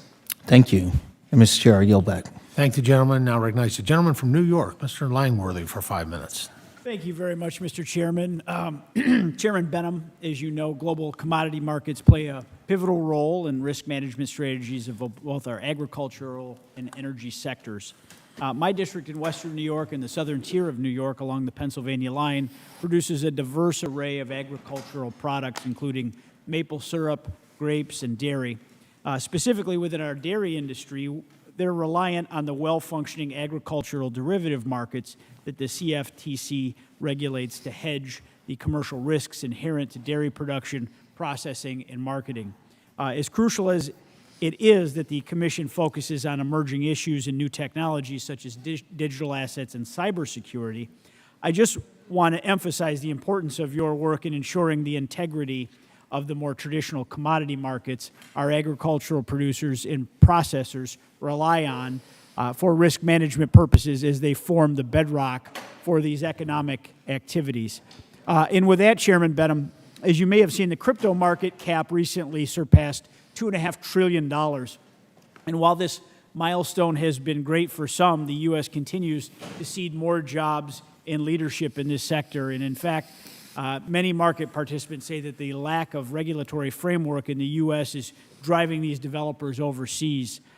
How can we reverse this trend in Congress, and what can the CFTC do alongside other agencies to ensure that the U.S. retains a high-quality workforce in this innovative and emerging sector?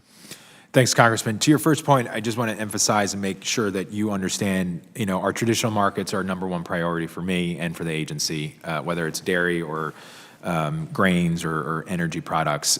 We understand these markets well. We have for a number of decades, and it continues to be a priority, despite, I think, to the second part of your question, a lot of the news these days about the CFTC is more around digital assets. But we can walk and chew gum at the same time. We do quite well, and we're always happy to help you and your constituents around dairy or other commodity markets. On the latter question, it is, I think, the number one thing that we can do. It's something I've said for a number of years. I've said it earlier today. We need to move on legislation to fill gaps. I focus very much on the regulatory side. Obviously, you have a responsibility to your constituents and the industry as it relates to innovation and moving the industry forward. I have heard anecdotally these stories that you recited around business going offshore because there's a lack of clarity in the U.S. and there's really no demand or desire to have this technology rooted here in the U.S. Regardless of my opinion on that, and I just don't think that's necessarily my responsibility as chair of the agency, I think regulation and clear regulation is a component of that. In order to run a business, whether you're running a dairy or a startup that has VC capital, you need regulatory certainty at the state level and the federal level. And certainly I think there's some ambiguity and uncertainty around rules, laws, and regulations, putting aside desire and what impact some may or may not have on how these businesses should run. And with that, some in fact do go overseas because there's been a number of jurisdictions, and I can say this with certainty, having been in this role as chair for 3 years now, that when I first started this job in January of 2021, there were a number of jurisdictions in Europe and Asia, in the Middle East, that really were not very necessarily far along in terms of rulemaking or policy around digital assets. That's changed. That's changed quite significantly in 3 years. And I can say Europe, the UK, the Middle East, Asia, if they have not already finalized regulatory structures or policies, they are near that. So I do think it's important as the U.S. that we move forward on policy to ensure that certainty for market participants. Thank you. I understand that the CFTC is seeing a significant increase in the interest in the disintermediated clearing. where a market participant no longer has to use the services of a futures commission merchant to trade on an exchange or have that trade cleared in a clearinghouse. Could you explain the traditional brokerage exchange clearing model and alternatives being considered by the industry? And could you also share your perspectives on these novel approaches and whether the agency will address them via rulemaking? Thanks, Congressman. So traditionally, and I think this is a part and a sort of a product of technology and the history of markets being physically present on a trading floor, where you had a commercial end user, say a dairy producer in Western New York, who phoned in an order to the Chicago Board of Trade that had to go through a clearing broker, an executing broker, which then was transacted on an exchange and then cleared at a clearinghouse. That was sort of the trade cycle historically, and by and large, it still is the trade cycle. So much of it is technological at this point, as opposed to having floor traders. Over the past 15 or 20 years, we've seen an emergence of a direct clearing model where you remove that broker phase. We have had a number of direct clearing models approved going back 10 or 15 years, but we've seen a little bit of a kick up in that in the past, I would say, 2 to 4 years. And I think this is really a product of technology where you can look at that trade cycle, the broker, the exchange, the clearinghouse, as points of friction, where if you can remove one of the points of friction, you have more direct, quicker execution of the trade. That could be the perceived benefit. The perceived risk is that broker, that layer, provides protections. It provides protections for customers. It provides disclosures for customers. It is, in fact, a barrier that provides market integrity. So as we continue to see these applications for non-intermediation or direct clearing, I think it's important collectively, both as this committee and the agency, to think very hard and deliberately about the models, whether or not, quite frankly, we want to see them emerge as a new market structure. But if in fact they continue to emerge, what are those benefits from the traditional historical model, and can we extract those in the newer models that have these fewer barriers? There's potentially a way. I feel like when we do these models at the agency, we're very deliberate, we're very intentional, we're very cautious, but we also want to preserve all of these benefits and components that have made our markets the strongest and customer money and customer protections the most important in the world. Thank you very much. And I'm way over time. Gentleman's time has expired. Now, please recognize the gentleman from Florida, Mr. Soto, for 5 minutes. Thank you, Chairman. Chairman Behnam, thank you for being here. I know it's been a long day for you, and we're very grateful for your work to help continue to have stabilization of commodities and investments. You know, lowering food prices or at least stabilizing them is a key priority for our committee as we go through with the Farm Bill. We saw during the pandemic, supply chains were rattled, and then the Ukraine war affected everything from wheat to fertilizer and others. How can you as CFTC chairman and with policies that you all work with ensure that commodity investments are helping play a role to stabilize and perhaps even grant more efficiencies to help stabilize and or lower food prices? Congressman, thanks for the question. You know, this goes to what I was saying earlier, that we have to collectively ensure that futures markets remain vibrant, healthy, and liquid. And that means we have to potentially lower the cost of entry, not compromising on protections and regulatory structures, but ensuring that the ecosystem is healthy. I mentioned earlier that we've seen a significant reduction in clearing members over the past 20 years. That's never good. Concentration in large banking institutions creates risk, but it also eliminates access for some small producers, energy or agricultural in Florida or across the country.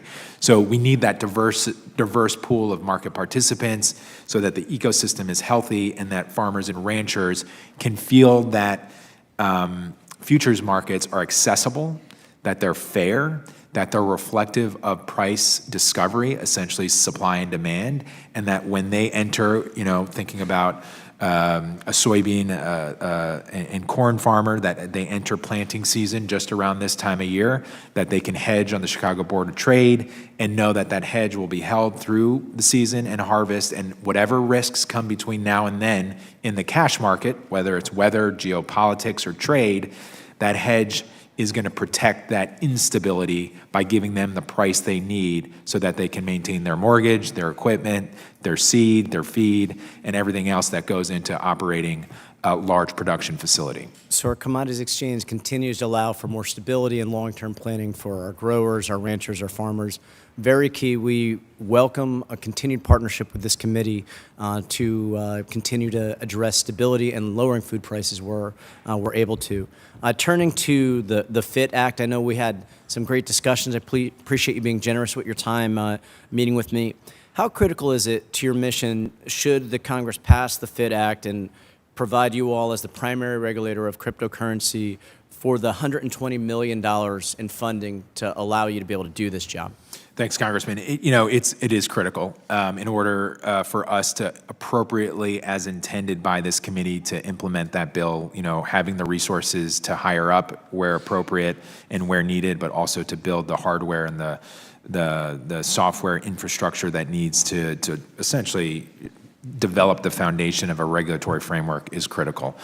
This is a whole new market. I've mentioned this in my statement. 49% of our enforcement docket last year was crypto related. And that is, I said this, it's a staggering statistic that a market we don't directly regulate is taking up half of our enforcement docket. And it's not just the Division of Enforcement resources that are consumed. We need the experts from the different divisions to build a case. So we're continuing to see the growth of the market. We're obviously seeing a bit of a surge in price and a renewed, I think, optimism by retail investors, which can be very cautionary tale about crypto. And I think it really validates what work this committee has done over the past couple of years, that we need a regulatory structure. This is not about legitimizing the technology. This is about protecting Americans and protecting investors. Whether or not they want to invest it in the future is their choice. But the fact of the matter is the technology is here, and we need to protect investors and protect the American economy. Sure. In Central Florida, we're seeing folks utilize cryptocurrency for remittances. It's helped stabilize certain economies when the fiat has collapsed, like in Venezuela and Ukraine. And also, we do a lot of international transactions because a lot of folks come to our world-class theme park. So this is something we're following closely. And the fact that you're having to spend about almost 50% of your budget when the commodities market is such a more mature, larger market, tells me it screams to Congress needing to act on this to finally establish a jurisdiction and rules of the road. So we welcome that continued partnership, Chairman Behnam, and thank you for being here today. And I yield back. Gentleman yields back. Now recognize gentleman from North Carolina, Mr. Rouser, for 5 minutes. Thank you, Mr. Chairman.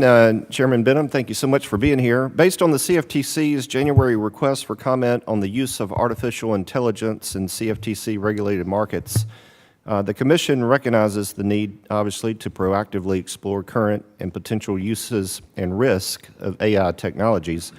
Rapid development of new platforms and technologies can expose our financial systems to vulnerability and bad actors that want to weaponize them. The U.S. is the proving ground of these new technologies, but rapid adoption could result in extreme market changes. In the commodities space, this obviously presents a challenge to the industries that lean on the CFTC to create a regulatory environment that seeks to maintain stability in prices and market conditions. Personally, I believe it's imperative that we bring regulators and the regulated entities utilizing these technologies together to develop a sound regulatory framework going forward.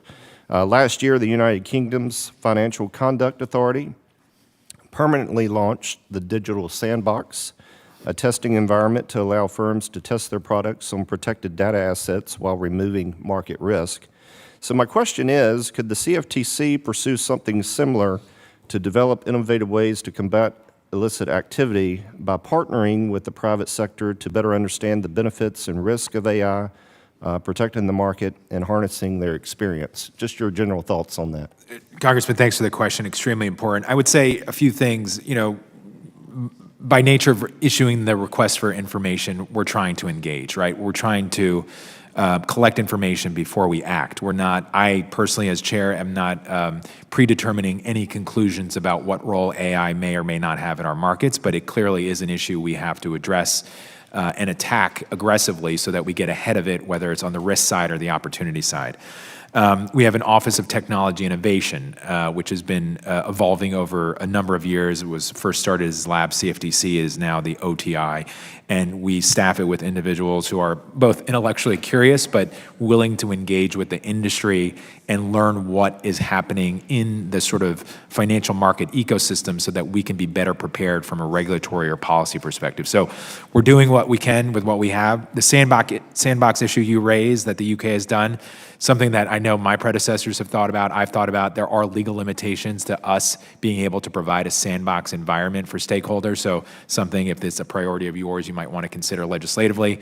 But we do have limitations legally to provide a sandbox where, essentially, as you know, you'd be protected from certain regulatory actions. But we're seeing a lot of change because of technology, and we're doing what we can with what we have, both legally and personnel-wise, to make sure we're engaging as much as possible and getting ahead of this very rapidly moving curve. Yeah, I'd love to get those legal impediments if your team can provide that list to give us some guidance on that so we could explore. One other quick item. I'm also interested in knowing your general view regarding the legality of election event contracts under the CEA and Commission regulations. Do you believe that all election event contracts constitute gaming and are therefore prohibited from being listed on the exchange? What's your general view on that? Thanks, Congressman. So as you know, we have a number of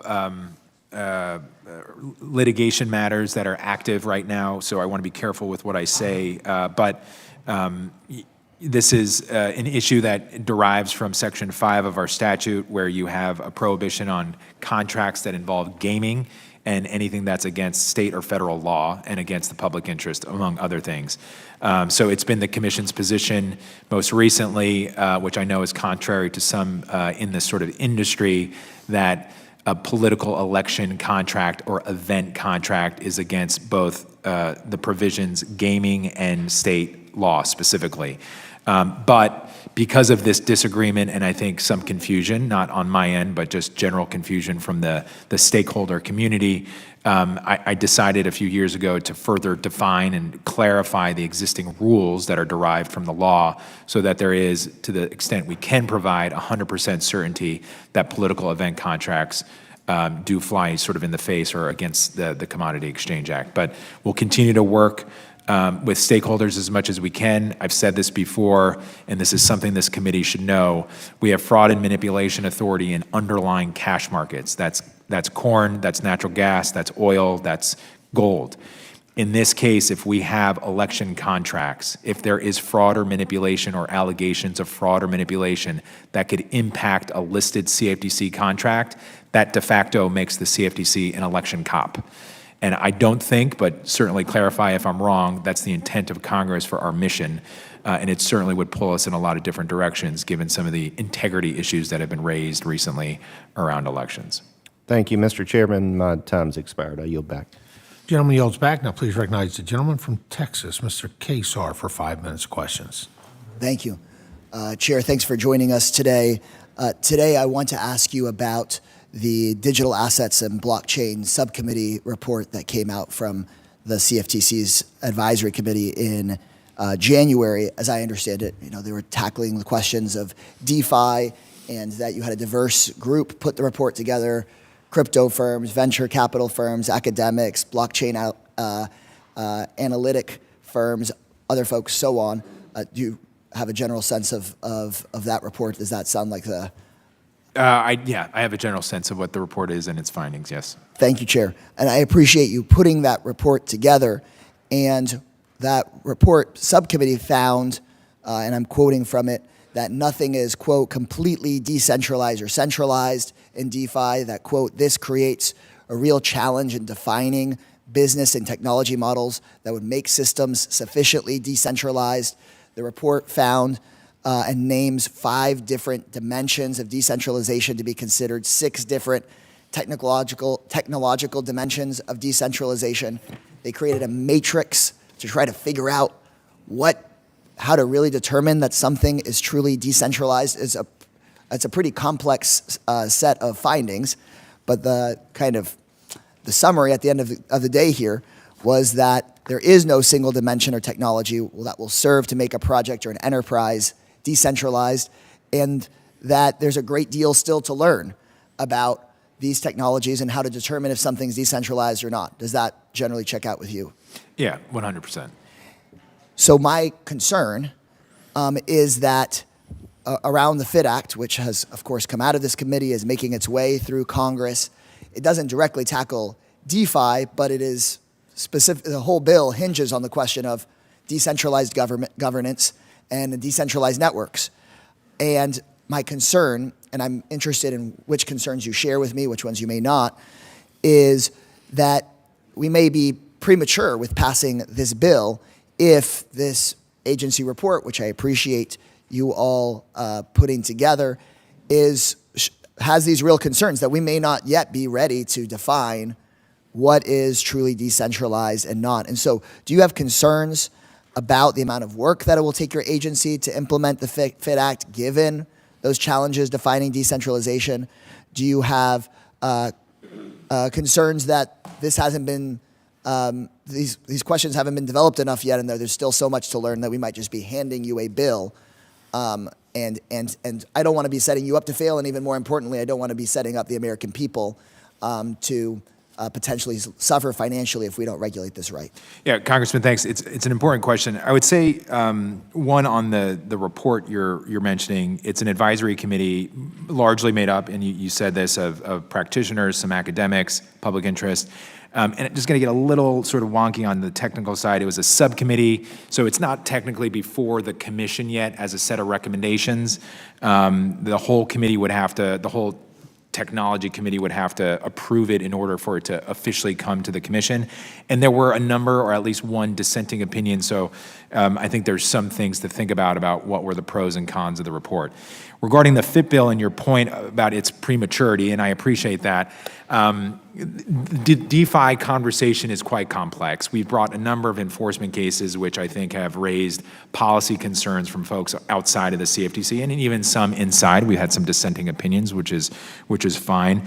But structurally, I do think, regardless of the level of decentralization, there are very clear rules, and that they've been developed and mature over a number of years within the Commodity Exchange Act about what conduct is permissible, not permissible, and if you do offer a derivatives contract to a customer, you have to register or have to comply with the rules. So it's definitely not what we've historically been used to, but I think the principles still apply, and that's what we're trying to do at the agency.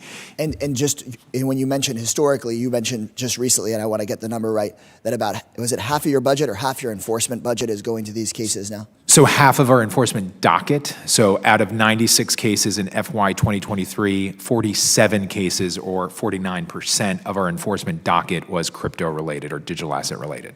And I guess just because I'm short on time, just my concern is if it's already half of your docket, and then we are to hand you this whole industry to regulate, potentially with fewer resources than you've asked for, in an area where this subcommittee's report is saying we're having a lot of trouble even defining what is decentralized. I worry that that's going to lead to lots of problems. You've got an industry that in just the last 3 years has lost $2 trillion on its market cap. That's 60% that it's lost. It's really volatile, and so I worry about that when we really need to be protecting farmers and ranchers and dealing with oil and wheat and this other industry where some of these experts are saying we still can't even really define what decentralized is. I worry about setting the CFTC up or the American people up for a failure here. Congressman, I appreciate that point, and I think we should always walk cautiously, whether it's legislatively or administratively, but my observations over the past 7 years and the enforcement cases we've brought, I appreciate your point of view on the size of the enforcement docket being one where we're not focusing. As I said to Mr. Langworthy, our number one priority is always traditional commodity markets. But to me, and yes, the market cap dropped from $3 trillion in 2021 down to less than $1 trillion, a year ago, and now it's back up over $2.5 trillion.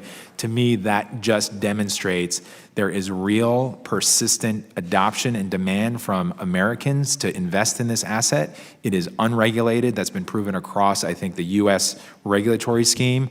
And I think every minute that goes by is a new investor, a new retail participant who's potentially going to lose money. And I think we need to act quickly. If we need to subsequently act on DeFi or other areas, that's fine. But we need to act. It is consuming a huge amount of our resources because there's so much fraud out there in the public space. Thank you. The gentleman's time has expired. Now recognize Mr. Feenster for 5 minutes of questions. Thank you, Mr. Chair. Thank you for this hearing. I also want to thank Commissioner Behnam for being here today. My district is home to some of the best soil in the world, literally. Just recently, just a few miles from my home, we had per acre sell for about $30,000. Which is very significant. On the ground, small challenges in conservation practices can result in huge carbon benefits, and you guys are a part of that. In December, the CFTC issued proposed guidance about listing the voluntary carbon credits on CFTC regulated exchanges. You justified this authority to issue proposed guidance under CFTC's anti-fraud and anti-manipulation authority. When you start thinking about that carbon market and where it's going to go, where it is today from 10 billion to probably 30 billion, obviously my farmers are very involved and it adds value to their farmland. So Mr. Behnam, what is CFTC doing to ensure that farmers and landowners are being protected from fraud and manipulation of this voluntary carbon credit market? Congressman, thanks for your question, and I appreciate your recognition, from your constituents. I worked personally very closely, and my team did, with the ag community as we crafted this guidance, and we wanted their feedback. We wanted to see what they were observing, what they were being offered, and I think there's a bit of a hesitation right now because they don't quite feel confident that there's a level of integrity in the market where they are willing to, execute on some conservation practice or change their traditional practices for farming to sort of engage in this carbon market. We have, as I said earlier, listed futures contracts and voluntary carbon credits. As with any commodity, if we have a listed futures contract on a CFTC exchange, we have an interest in the health of the underlying market, which is to your point about the Fraud and Manipulation Authority. So the guidance really is an effort to clarify expected diligence that the registered exchanges would use when they list these voluntary carbon credit contracts, because ultimately the listed CFTC contracts are referencing an underlying registry or some other cash market voluntary carbon credit registry.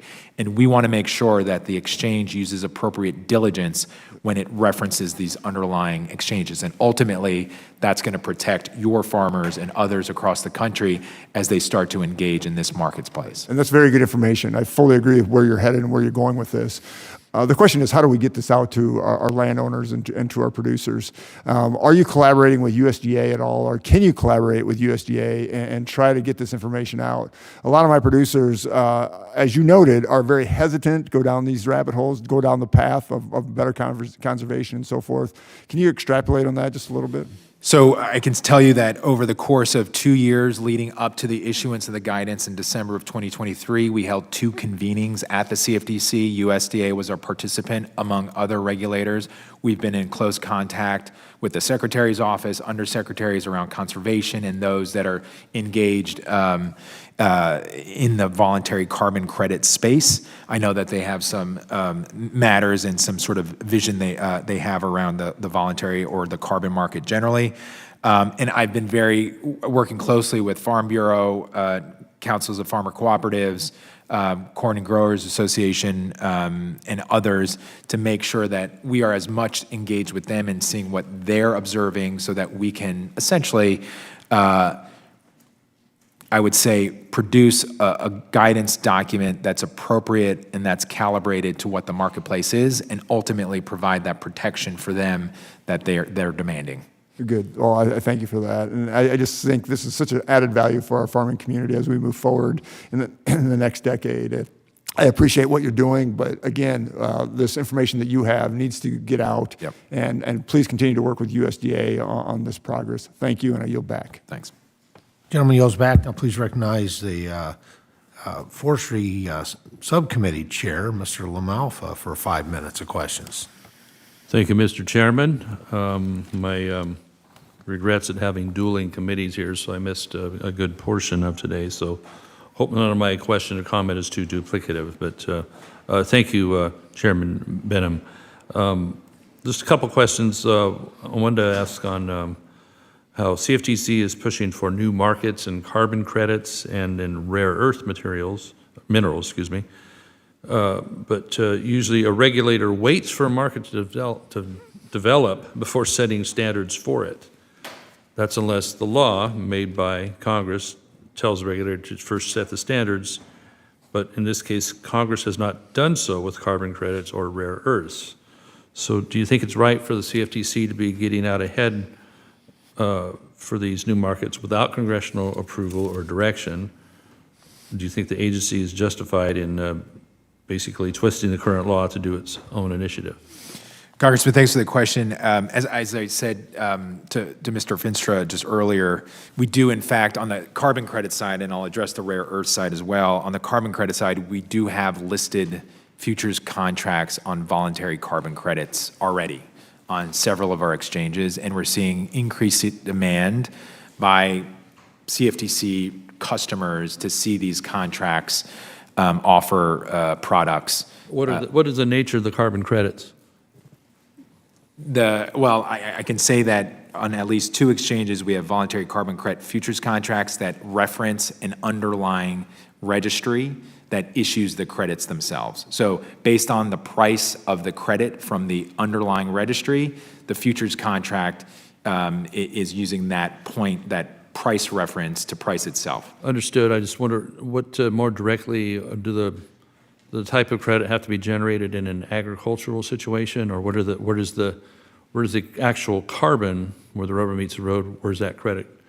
There are a number, so I think I know for sure that one of the contracts references a weighted average of several registry, which includes nature-based credits, which would be, to your point, carbon sequestration through some sort of conservation practice or forestry plan or whatnot. So soil tilling or, as mentioned, forestry, cutting trees in a particular way? Yes. All right. So what is the target goal for carbon? I mean, what number are you trying to, in tons, or what's the baseline? What percent of the atmosphere is carbon dioxide to begin with? So my intent, specifically with the guidance and our efforts in this space, is not to set the methodology or not to set the amount of carbon that's pulled from the atmosphere. I'm simply trying to put out a document that would ask the exchanges, which are registered and regulated by the CFTC, who list the carbon credit derivatives contracts, to use appropriate diligence when they reference underlying registries. So that, in fact, just say, for example, ABC Registry, which issues credits, say a nature-based credit, which is used off of a conservation practice, if they're selling a credit saying we're sequestering 1,000 tons of carbon, we want to ensure that credit is credible and that it actually sequesters the amount of credit, carbon that that registry is saying it does. That's sometimes very hard to define. I'm glad you have oversight on that. Let me shift gears here quickly with my remaining time. The CFTC proposed a rule that would require certain derivatives to establish what's called an operational resilience framework, right? So you highlighted how you were working with domestic regulators to ensure that ORF requirements are not duplicative. Have you had similar conversations with foreign regulators, and how are they approaching these types of challenges? Congressman, we're very engaged, certainly in the foreign forums with other regulators across the globe, but I would say more importantly, we are very engaged with domestic regulators, both market regulators and the banking regulators. There is frequent instances where our registrants are also registered with other U.S. regulators, and you could have scenarios where there's duplication of regulations.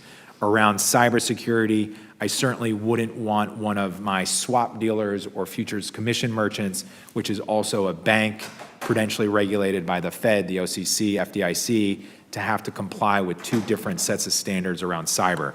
So our intent in this rule, which is a proposal phase, is to ensure efficiency in compliance, but also being mindful of the unique nature of derivatives markets, so that if there are any holes or gaps that a banking regulator might impose on a holding company, we're filling that gap, but not creating duplicative regulations that the bank regulators might have for the holding company. Okay, all right. I have to yield back, but maybe in some further comments, is there a substituted compliance for other entities that might have a similar issue in their home? But I'll yield for now. Maybe you can touch on that in a following comment. Thank you. Thanks. Yields back. Now, please recognize the gentlelady from Florida, Congresswoman Kamek, for 5 minutes. Thank you, Mr. Chairman, and I appreciate you being with us today. No easy discussions happening in this room. So with that, I'll just jump right into it and dispense with comments. Chairman Behnam, decentralized finance, and I know I've heard some of my colleagues here today talk about this, and again, I don't want to get into the weeds too much, but DeFi, it's a growing component of the digital asset ecosystem, and it's been receiving a lot of attention. So can you please share with us any ongoing or planned rulemaking work streams at the agency regarding this issue? Congressman, thanks for the question. We are certainly engaged with the market, the stakeholders. I mentioned earlier we have an Office of Technology Innovation. We have several advisory committees, and some of them look into this space and convene members of the technology community. And we're looking at how we can engage, we can learn, and to ensure that our rules essentially reflect where the technology is. I would say, though, that DeFi presents a lot of issues. We brought a number of enforcement cases where there have been individuals offering derivatives products, but they don't necessarily have a centralized traditional model of a broker, an exchange, Right. or a company.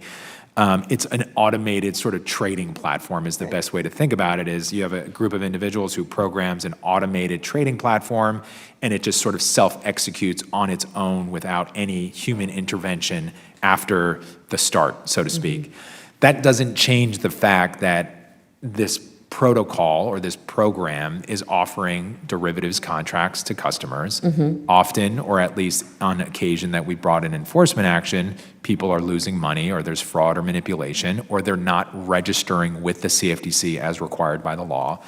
And despite the fact that there's no centralized group, or there's an individual who's the CEO or a board of directors or a headquarters, the fact of the matter is, as courts have determined in litigation that we've faced, DeFi can have the same or similar characteristics as a traditional company or entity, such Right. that we could bring a case. So tricky questions. I think it requires a lot of legislative thought, but we're doing our best to work through these issues, engage.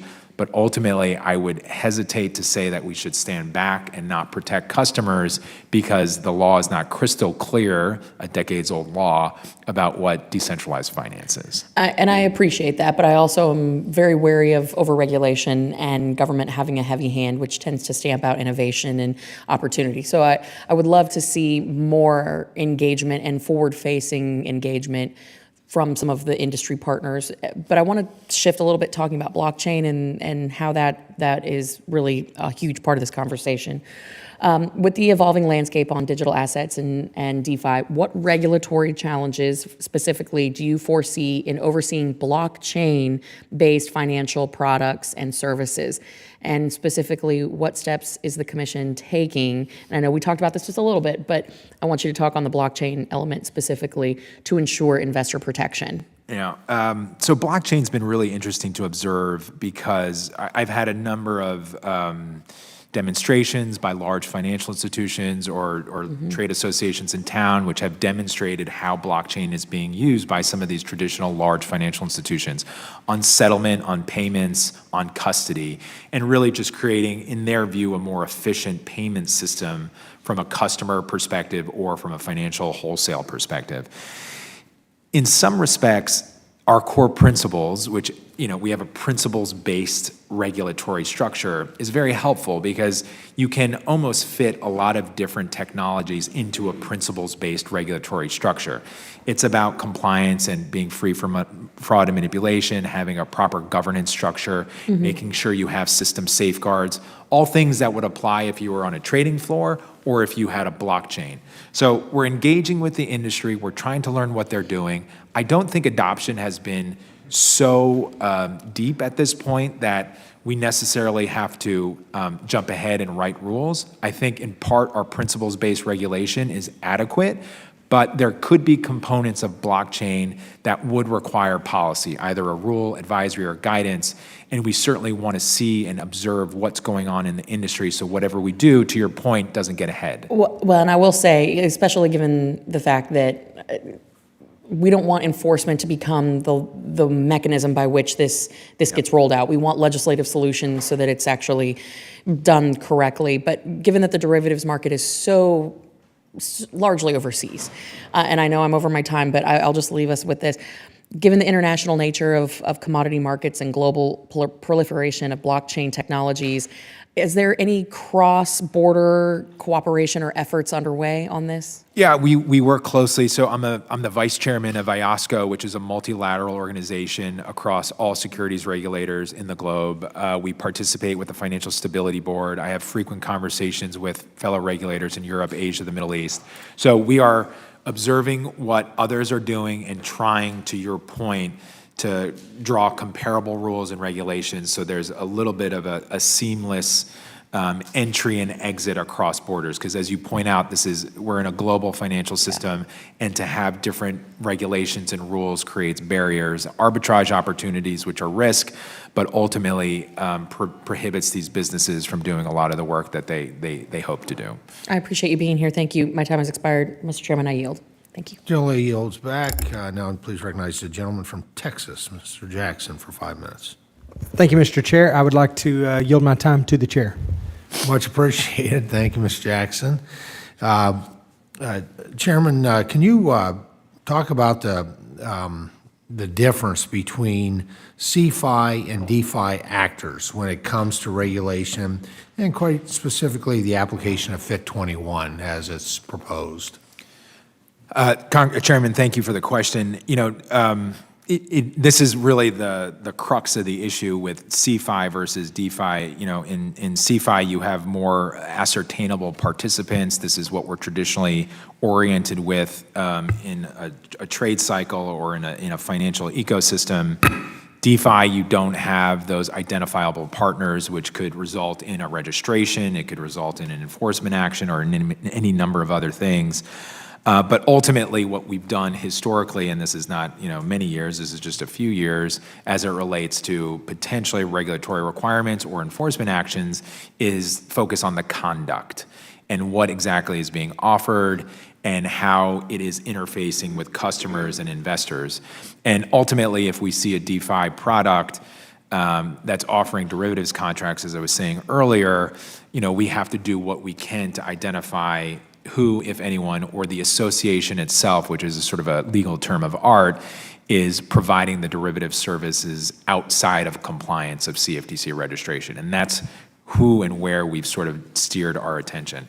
In terms of FIT, the FIT bill, I do think it takes many important steps to address these issues. As Mr. Cesar was saying, they're complicated. We're seeing a lot of variation in how we should address these issues. And I think it will take time, but ultimately I'm very much encouraged by what the FIT bill aspires to do and what you're trying to accomplish, Mr. Chairman, in terms of both regulating and filling these gaps, but also thinking forward about some of these new technologies and how they fit into the existing Commodity Exchange Act. Well, thank you for that. I think our goal is to make sure that we provide the guidelines to and tools for you to do that. So digital commodities are regulated by clarity and, quite frankly, transparency, direction, guidance, versus what we've seen in the past, perhaps by another agency, which is regulation by punishment. I want to touch on. In February, the CFTC proposed a rule that would establish minimum fitness standards and conflicts of interest rules, among other things, for derivative exchanges. Can you elaborate on what this rule requires and why is it necessary? Chairman, this was a rule, conflicts of interest around CEFs and DCMs, swap execution facilities and designated contract markets, essentially our exchanges. When I first started as chairman back in 2021, I convened my division directors, my leadership team. I said, let's start identifying areas that we need to write rules. This came out of the Division of Market Oversight. It's actually about a decade-old requirement going back to Dodd-Frank around conflicts of interest to some extent, and it had just remained without a final rule. So over the course of 2 years, as you know, rules take time to produce. They're long documents. There's legal analysis, there's economic analysis, among other things. So the timing came that we were able to produce the rule and propose it at this point last month. I would say, and there was some dissent or discussion about whether or not it went far enough, especially in the conflicts of interest space. I've said this publicly multiple times. Despite that, initial conversation I had back in January, February of 2021 when I first took over as acting and then ultimately permanent chair, a lot has changed. We've seen the emergence of vertically integrated registrants and applications. We've seen decentralized or non-intermediated in some respects applications. And I think this raises, as I said in my opening statement, a number of very unique and novel questions around conflicts of interest. So what I did to address that particular issue, separate from the rulemaking you addressed, is we put out a request for comment. We asked the public to give us feedback on conflicts of interest around affiliations, so that if you have a holding company that owns the exchange, that owns the broker, that owns the clearinghouse, what potential conflicts exist if you have a single owner of all three parts of this trade cycle. We got great comments back, and as I said publicly, we are looking towards proposing a rule on conflicts of interest around affiliations later this year. It can be discrete and unique from what we did last month, but it doesn't necessarily undermine what we're going to do. I thought what we did last month was tremendously important. It's going to bring integrity and safety to markets, but it's only one step. We're going to take more steps. We can do multiple things at once, and we're going to address issues as they continue to evolve and present themselves to us. Just a couple quick follow-ups to that. What powers does the commission have to engage with a registered market participant regarding a transfer of ownership of a registered entity? So it's a good question, Chairman. We actually legally do not have authority to prohibit, to stop, or to influence a merger, acquisition, or any sort of combination of two entities. The authority we have is to ensure that if there is a merger or an acquisition of two entities, one of which is in compliance or registered with the CFTC, that the new combined entity remains in compliance with the Commodity Exchange Act. So if you had entity A and B, and entity B was a CFTC registered FCM, entity A bought entity B, the new entity would have to be in compliance with CFTC rules or regulations. If it was not, that's the authority, or that's where we could step in and either require compliance or deregister the entity. We cannot impose ourselves on an M&A activity or merger acquisition just because we have feelings about concentration or antitrust issues. Obviously, other agencies, criminal and civil, deal with those issues. But certainly something I think the committee may want to think about going forward, not advocating for it per se, but an issue that's arisen, and I just shared with you the limited powers we have around compliance. And it may be the same answer, but I'm curious in terms about potentially problematic vertical integration situations where it appears to be potential conflicts of interest with respect to the related operation of a registered entity in one of its affiliates. For example, FTX Crypto Exchange and its affiliate, Alameda Research, that traded on the exchange. Yeah, Chairman, extremely important question, one we're dealing with actively. To my point about the request for comment and this possible rule 6 months down the road, I would say, as I stated in my opening statement, these are, in some respects, very new issues because we're seeing an increase in the number of applicants and registrants who want to see these vertically integrated stacks. Another issue is we have existing entities who are registered with the CFTC who have a vertically integrated sort of structure where you have a broker, you have an exchange, and you have a clearinghouse. We have dug into the legal analysis and the legal direction that the Commodity Exchange Act might afford, And I will share with you very clearly, there's nothing in the Commodity Exchange Act which would allow us to prohibit or prevent an entity from combining all of these, an organization from combining all of these entities into a single parent. What we can do is apply our conflicts of interest core principle and other core principles to ensure that the affiliated entities are sufficiently walled off, whether through personnel, technology, boards of directors, leadership, financial resources, but we can't necessarily prohibit one holding company from owning multiple. It's an interesting policy question. It's a product of technology, competition, and I think we should continue to collectively think about it because it really goes to the heart of market structure and whether or not we want to see this type of entity continue to grow and be adopted in our space, because there are a number of policy, risk, and innovation questions that ultimately arise when you have these vertically integrated stacks. Very good. Well, thank you. Now I'm pleased to recognize for 5 minutes for questioning the gentleman from Altoona, Iowa, Mr. Nunn. Good Altoonas across America. Thank you, Mr. Chairman, both in Iowa and in your home state. Chairman Bennett, thank you very much for the work that the CFTC and your team has done in this area. We're unique in the sense I get to sit on both the Ag Committee here as well as the Financial Services Committee across the way here.